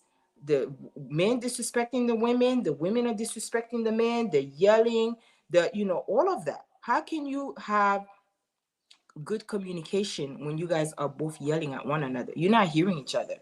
You're just so upset. I shut down. Like, I can't do the yelling part. Like, maybe we can revisit this at a later time. But hey, Zilla, I cannot do the yelling because I feel like at that moment nothing is being solved, because we both are emotion. I have my emotion at stake. You have your emotion at stake. Nothing that's being said or being done is going to, like, we're not gonna come to no conclusion. Nothing right now. So maybe I need some time to calm down. Maybe you need some time to calm down, and maybe we can revisit that conversation at a later time. Um, for me, the definition of marriage, a marriage to me is, it is a union. It is a union, a commitment that we made to one another between a man or woman, or two women or men, however you want to look at it. But it's between two people. I don't want to just say, two men or two women, or men or women, because nowadays, we have different people that are married. We have, the LGBT community, and all of that. So it's between two people that have the love for one another, that's willing to put the time, the energy to make it work. It's that partnership, a lifetime partnership and commitment you want to make with that person, and want to build a life with. Some people don't want to build. They don't want to do that struggle love. They don't want to do. No, you have to be able to build your relationship, because when you build something together, then it's much better when you, instead of just say, well, I'm already up here, then you need to match me to that. Then now you're putting that person to, at like some challenges, like, oh my gosh, she's over here at this level, or he's over here at that level. In order for us to make this marriage or this relationship work, I have to work 10 times harder. If not, it ain't gonna work. Now you added extra stress into your marriage. So it's just and what else I wanted to add is patience. patience. We have to have the patience for people. People make mistakes. People say things that they don't mean. I say things, I make mistakes all the time. But the thing is, making mistakes and saying the wrong thing and not learning from it and continuously to make the same mistake, you're not growing from it. We say things that we don't mean, but the tongue is like the biggest weapon that we have, because once you say things, you can't take it back, because it replays back in the mind, and sometimes you hold that against that person. So sometimes it's better not to say anything, just to listen to what the person is being said and just revisit that conversation at a later time, because I would hate to say something to someone that I can't take back, because I'm already feeling bad for whatever's going on. Now that I said something that I hurt your feeling, you would forever hold that against me. So we have to be careful. We have to be mindful of the things that we said. We have to be more patient when it comes to marriage and relationship. Our parents or grandparents back in the days when they were married, people now, or they just think, oh well, maybe the women were trapped. No, maybe it wasn't that. How do you know that they were trapped? How do you know that they felt like they were obligated to stay in that relationship? So we don't know that. The grass ain't always greener on the outside. While we think someone else's their relationship is perfect, is fairy tale, there's no relationship that is fairy tale. Nothing is perfect. Everything is work. Being a Caribbean person, a lot of us, we don't really believe in divorce unless like something it's like really bad, when it like if it's like domestic.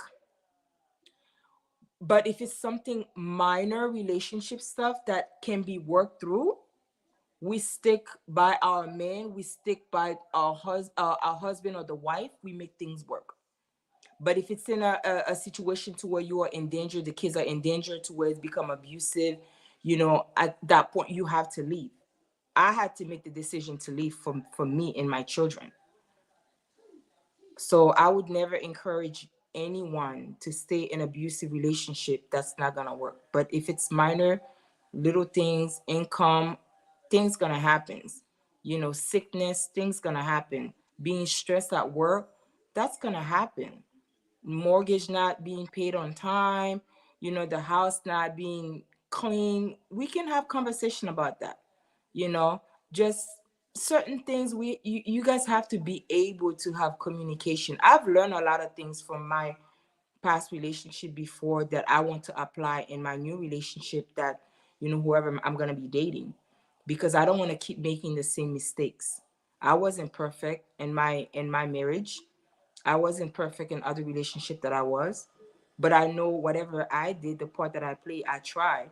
I don't hold grudges on people that I've dated before. I forgive them, because how can I grow and holding grudges and continuously sitting there and bashing and talking bad about them? No, I release you.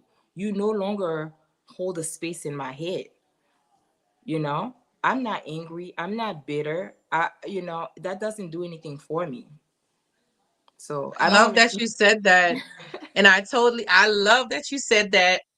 Yeah. And the direction that you took it is you kind of wrapped everything that we were saying earlier before you were able to join. You kind of just brought it home, and I think the question that we started off with was, what does being married mean to each one of us? And I think we all did a great job, I think, of explaining what we thought marriage is, right? So now that we've given an explanation of what marriage means to us, let's just all go around the room, right? And just give a takeaway to say, okay, this is the kind of marriage I'm looking for, or I look to have. Okay. So I think with everything that we've learned and understand thus far, I think this is a good question for us to I think this is a good question for us to use and to bring everything home to say, okay, this is the type of marriage I'm looking for. This is what I want it to look like. Now that I know and I've heard other people's input, let's see how we could just bring it home. This way we could just wrap it up here. And if you guys want to, we're going right over to TikTok right after we all answer this question. We're all going to jump into each other's live right now and continue the conversation possibly. We're going to be able to go into it a little bit different without the echo, and we'll be more prepared next time around. So it sounds more like a dialogue more than us sounding more like an interview right now. So I get it. I understand. I want you guys to be a part of it, but we're going to do it the next time around where it sounds more interactive because I know the echo is bothering you guys. And the last thing we want to do is have you being uncomfortable listening to good information, right? So without further ado, Queen, then Unc, then Cat, and then I'll just wrap everything all up together as well. All right. So go ahead. The floor is yours. Just to see now that you've maybe been married before or had these relationship, well, what you've learned tonight, how can we put it together? And let's not forget, on the flyer we are advertising Derek Jackson. Let's kind of recap that really quickly, right? We had Derek Jackson and Danae Jackson, right? And there's two people that were in one unit in one marriage. But it wasn't just the two people that were in that marriage. This marriage was a community marriage. Everybody was involved in this marriage, as you can tell, as what we've learned.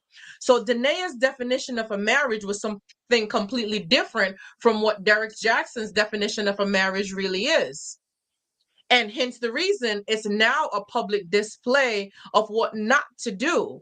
Because we clearly had a narcissist demonstrating to us who to stay away from himself. And his wife was silenced in the background to continue to compete for the affection of him through other women. That was one of the most devastating thing I've ever heard, to know that she watched sexual videos of her husband with another woman, with many other women having sex, in order for her to try to recreate the scene, in order for her husband, Derek Jackson, to choose her. She's already married to this man, y'all. I don't know if y'all are missing this, but she's already married to this man. And during the marriage, he's having numerous sexual encounters with multiple women. Now, for those of us who understand what narcissism is and been out of it for a long time, when those interviews came out and she's sitting there in the bonnet as if it's the first time it happened, we already know this is not the first time. We already know this thing is not the first time. This is the first time it became so public. So now you have to address it, because this is not the first time, clearly.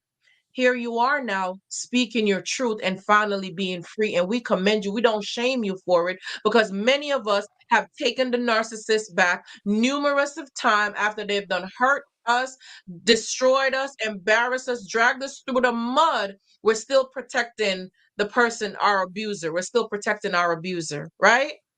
So this is where we're going to move the conversation over to TikTok, to continue it over there, because like we already know, it gets deeper, right?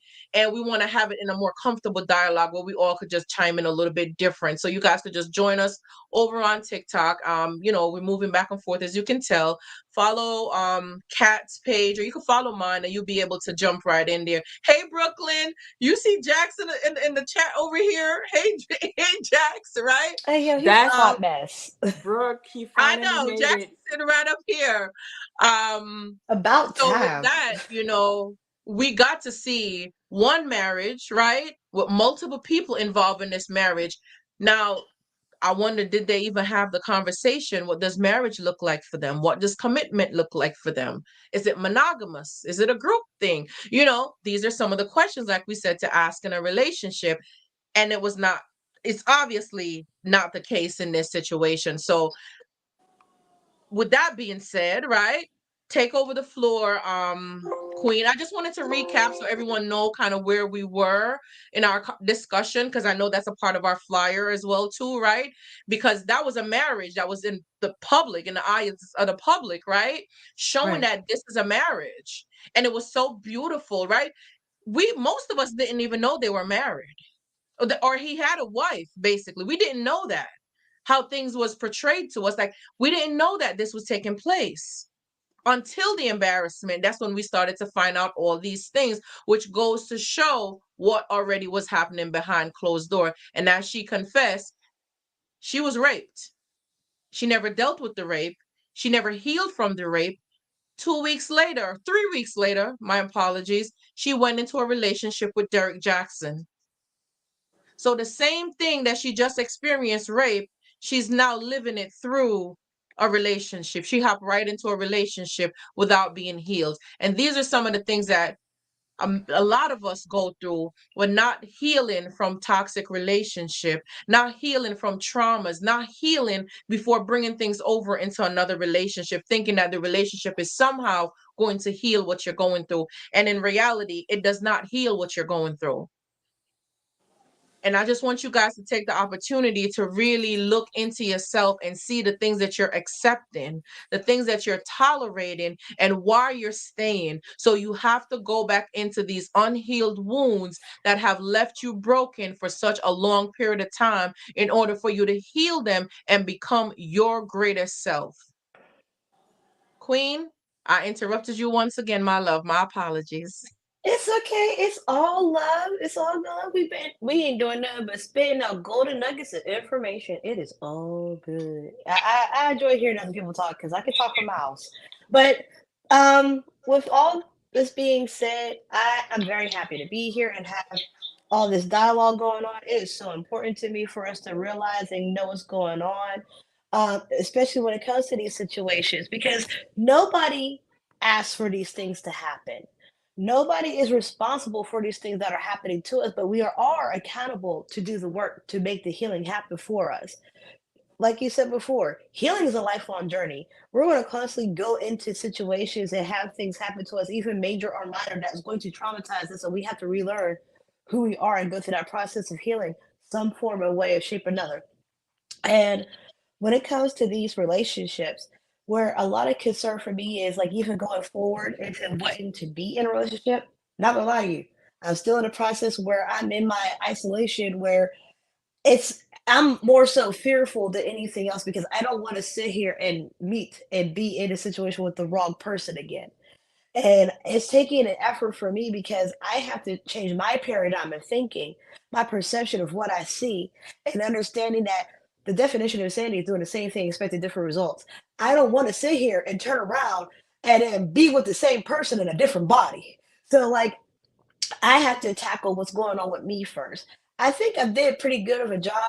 Still not necessarily ready to just pop off and say, I'm ready to date. I'm not. Um, I'm taking time out to focus on me, get stuff together in my business and whatever may have you. And just the reality of the fact of the matter is, it's important for me to learn how to function without an other presence around. And it gives me an opportunity to know who I am for sure, making my own decisions, not having somebody try to dictate and be an influence and try to do micro aggressive things to make me change my mind and try to manipulate the situation so it benefits them. I have an opportunity right now to figure out what I want for me and how it works for me. So when I go to the next person, I have an idea of what I want and how and what I desire. So if I were to sit there and go into a new relationship, I'm at a point where I'm at a point where my cutoff game is so good that if you look at me funny, it's a wrap. Like that's where I'm at right now. The moment you sit there and mention sex in the first day or two of us talking, it's a wrap. If you sit there and make weird comments that make me uncomfortable and I tell you it makes me uncomfortable and you continue to do it, it's a wrap. There is no second chances in that point because but a lack of effort is a lack of interest. If you wanted to, you would.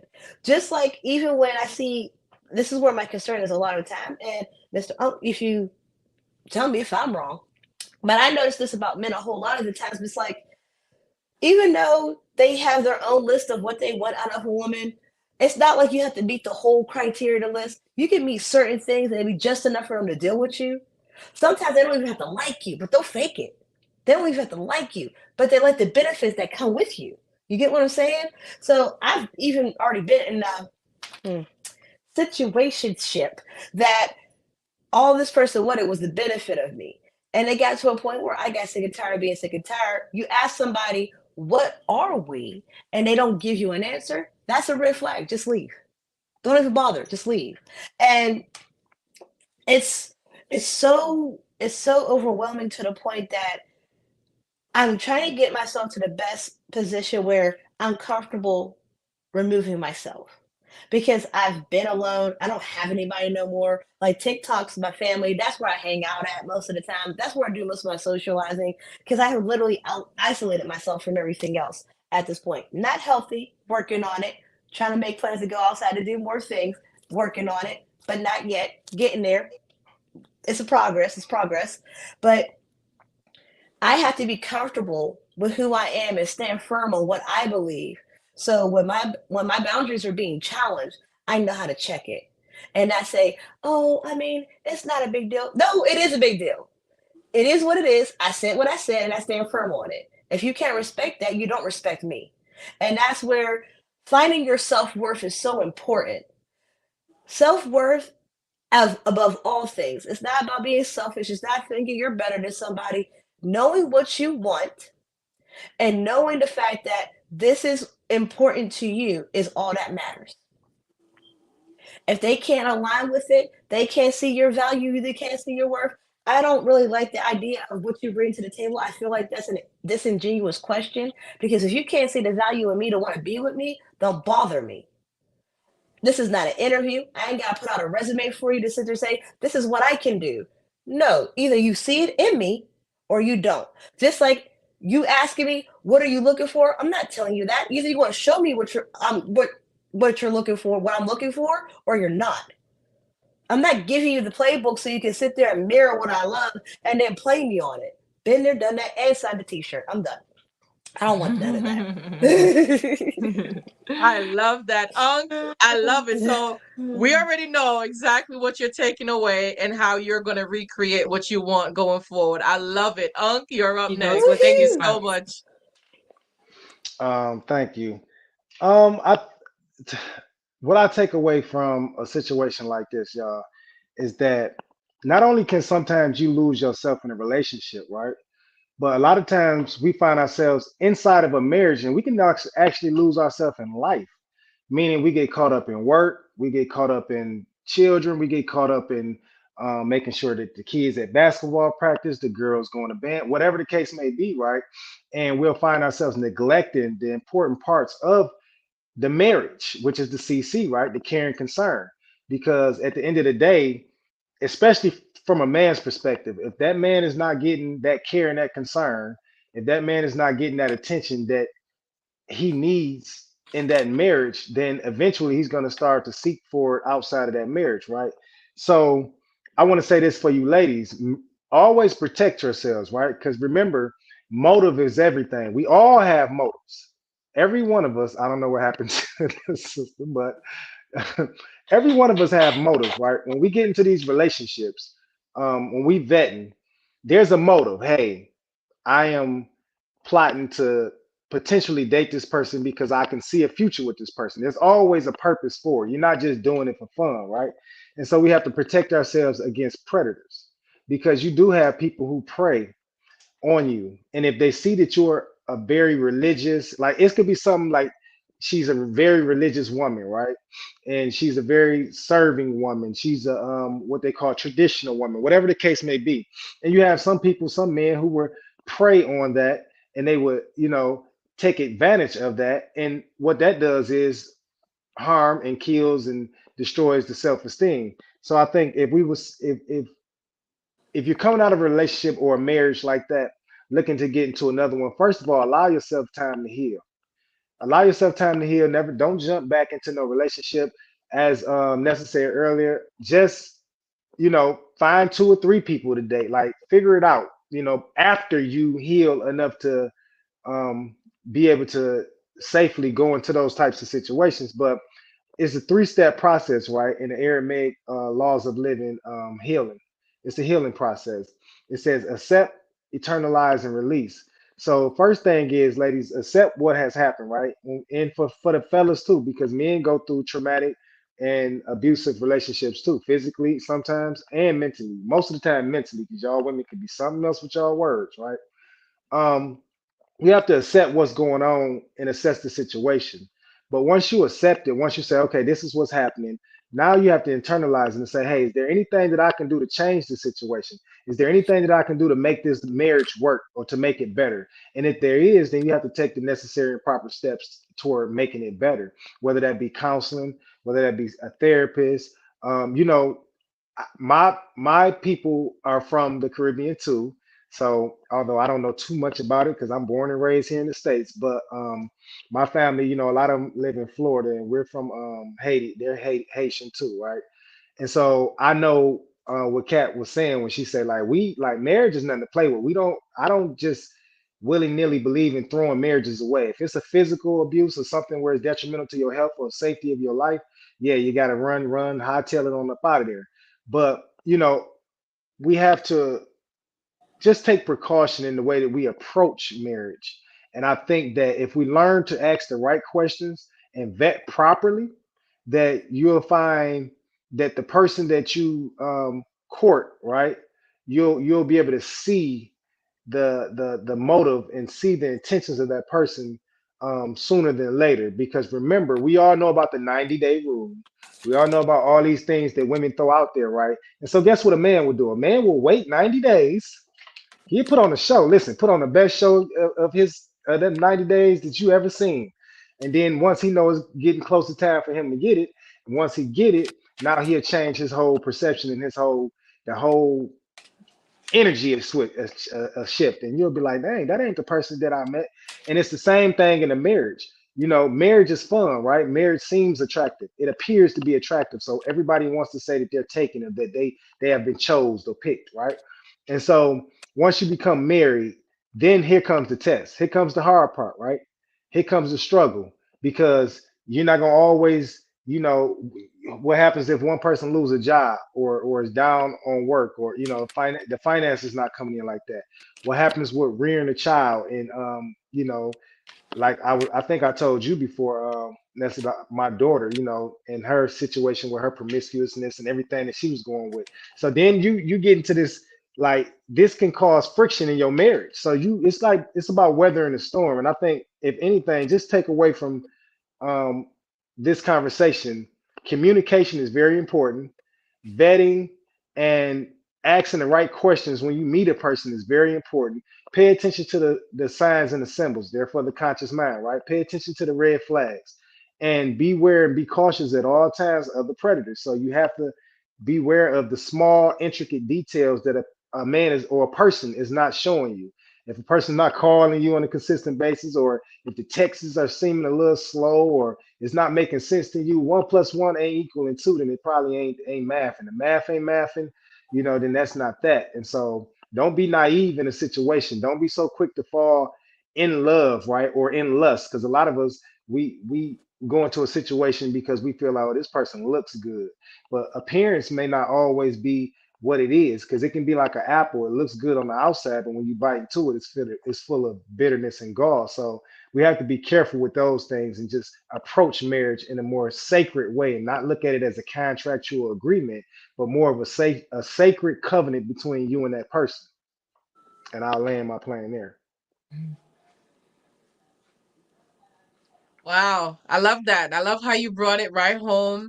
And I know when I go on, it's going to be really quick because I know we want to get over to the other side. We have an audience over there. Can't wait to hear from us all together, right? They want to see us in one place, right? Yes. So, Kat, I'm not even going to interrupt. I'll let you get your your quick recap, even though you kind of brought us home, but I'll let you just sum it up really quickly for us. And then I'll just chime in for like a 1 minute. I'll just be on here for just 1 minute and then we'll just wrap things right up and just get off. And thank you guys so much. Listen, really quickly, guys, I know we're enjoying this conversation and I didn't even do a commercial earlier, but I'll do one right now. I know you guys are enjoying this conversation. And as we're getting ready to get off live right now, please, guys, go ahead and hit the subscribe button below if you haven't done so already. And don't forget to hit the like button, leave a comment, share this content with anyone that you know that might find this information useful. You might not like it, but someone else might like it. Or even if you like it, you could share it with someone else. Listen, tell somebody to tell somebody to tell somebody. Get the word out, because this is how we spread information. We share it, and we continue to grow, and we could improve upon things that we're already doing. So I appreciate you guys so much for hanging out with us tonight. The conversation has been really good, very organic, and getting us an opportunity to kind of see, rushing into marriage, is it really what you want to do? Having heard this conversation tonight, is that what you really want to do? Rush into it? Or you want to take the time to see how we kind of divulge into it and broke things down for you the best way possible, and with a celebrity couple, you could say, right, to see how they demonstrate it for us, so we can now use that to see, is that the way how we want to take things, is that the direction where we want to go, right? So don't forget, subscribe below, hit the like button, and share this information with anyone. Without further ado, Kat, take it over. Yes, I'm gonna be really quickly. Thank you so much for having me. I'll sum it up real quick. The bottom line is, guys, marriage is not a fairy tale, like people seems to think. The Disney movie they watch on TV, it's not a fairy tale. Marriage is work. It's a lot of work, and marriage is not the end goal. It is the beginning of a journey that you guys gonna go together, through it. There's gonna be rainy days, there's gonna be hardship, it's gonna be up and down, but it's not gonna be like that all the time. You have to have the patience and put in the work for it. We have to learn how to listen more and talk less. A lot of us, we don't know how to do that. We talk a lot and we don't know how to listen. We have to be able to listen more and talk less. Be humble, be able to apologize to one another. It doesn't change the fact to make you less than a person. Then, say, you know what, I see what I've done, I apologize, and how can I fix things? How can I be a better person? How can I be a better wife? How can I be a better husband? How can we fix this? That's how you grow. Pointing finger and not taking accountability for things that you said you've done, even if you feel deep down at the moment you didn't do anything wrong. What is wrong with saying, I apologize? How can we fix this? Maybe and through your eyes, you didn't feel like you've done anything wrong. Maybe through her eyes or his eyes, you hurt their feelings, or maybe they feel like they were invalidated or something that you said. Make sure you guys are happy within yourself first before you get into a relationship. A lot of people are searching for happiness through other people. Can nobody make you happy but yourself? Make sure you're happy with yourself. They can add an extension to your happiness, but they don't put that weight on that other person to make you happy. Because if something happened, the person leave, guess what? They leave with half of you and then you are left empty. So make sure you're pouring into yourself. Practice self-love, enjoy life, do all the things that you enjoy doing. If you like to travel, you enjoy flowers, you like to go out to the movies and buy you nice thing, go shopping, do it all. I've traveled around the world by myself.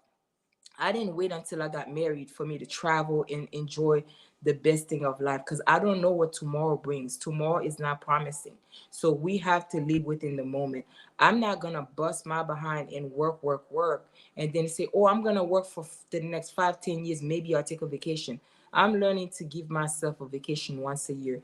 Take time away from everything and relax and enjoy. Travel the world, meet new people, do different things, try different food, and just relax and enjoy. Maybe I have to do a staycation. If I don't have the money for it, I can do a staycation at home. Just, go to the spa, go to the gym, do some cooking and do different things. So happiness is not about getting all that you want. It's about enjoying all that you have. A lot of time we don't appreciate the people that are in our life, that are there for us, that supports us, and we are too busy looking on the outside to what the neighbor is doing, what your friend is doing, what your cousin is doing. We're too busy comparing instead of appreciate the person that we have that's with us. So learn to appreciate the people and be happy with that person. And can nobody makes you happy but yourself. Make yourself happy first, and then you can and whoever's gonna come in your life can be an extension to that happiness, and build that lifetime. It's, it's a journey, and people come to our life to learn things, and sometimes we learn things, and then once their time is up, the time is up.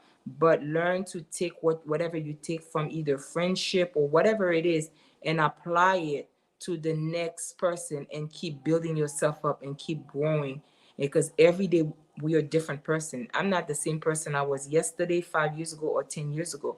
I'm a brand new person. And every day that I wake up, I thank God I'm able to breathe, because every time we go to sleep, we die. We die, and some people don't wake up. My mother died in her sleep. She never woke up. So every day we go to sleep, we die. Some wake up and some don't wake up. So learn to appreciate and enjoy life, and the people that are in our life that appreciate us, that are there for us. And, and some people have nobody. Some people don't have nobody at all. I've seen it every day in the hospital. Some people have nobody that comes and visit them. And it doesn't mean that they don't have any family member. They just aren't close to anybody that really care about them, and all they have is us. And we have that compassion. When you work in the hospital, you have that compassion in you. We don't have to be blood related or family for me to sit down for 2 minutes and listen and see what's going on, and just you be able to decompress and just be that family that they want, that they need for that moment. So I'm not gonna keep going on going, because I am live. We're gonna be live on my page, so everyone's gonna have an opportunity to participate on the topic.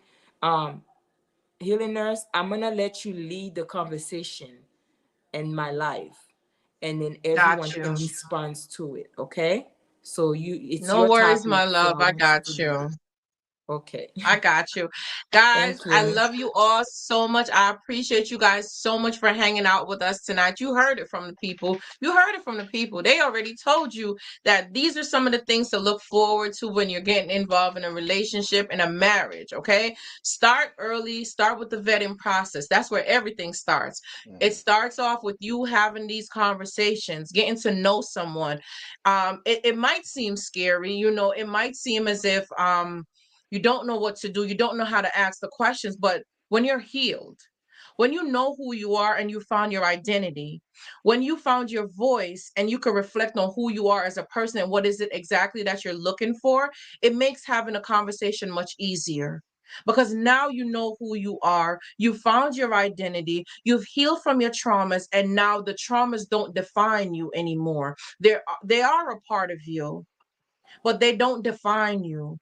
So now it's not a weapon anymore. Now you've built your confidence, because now you've embraced self-love. You've embraced who you are as a person, and you now know how to love yourself.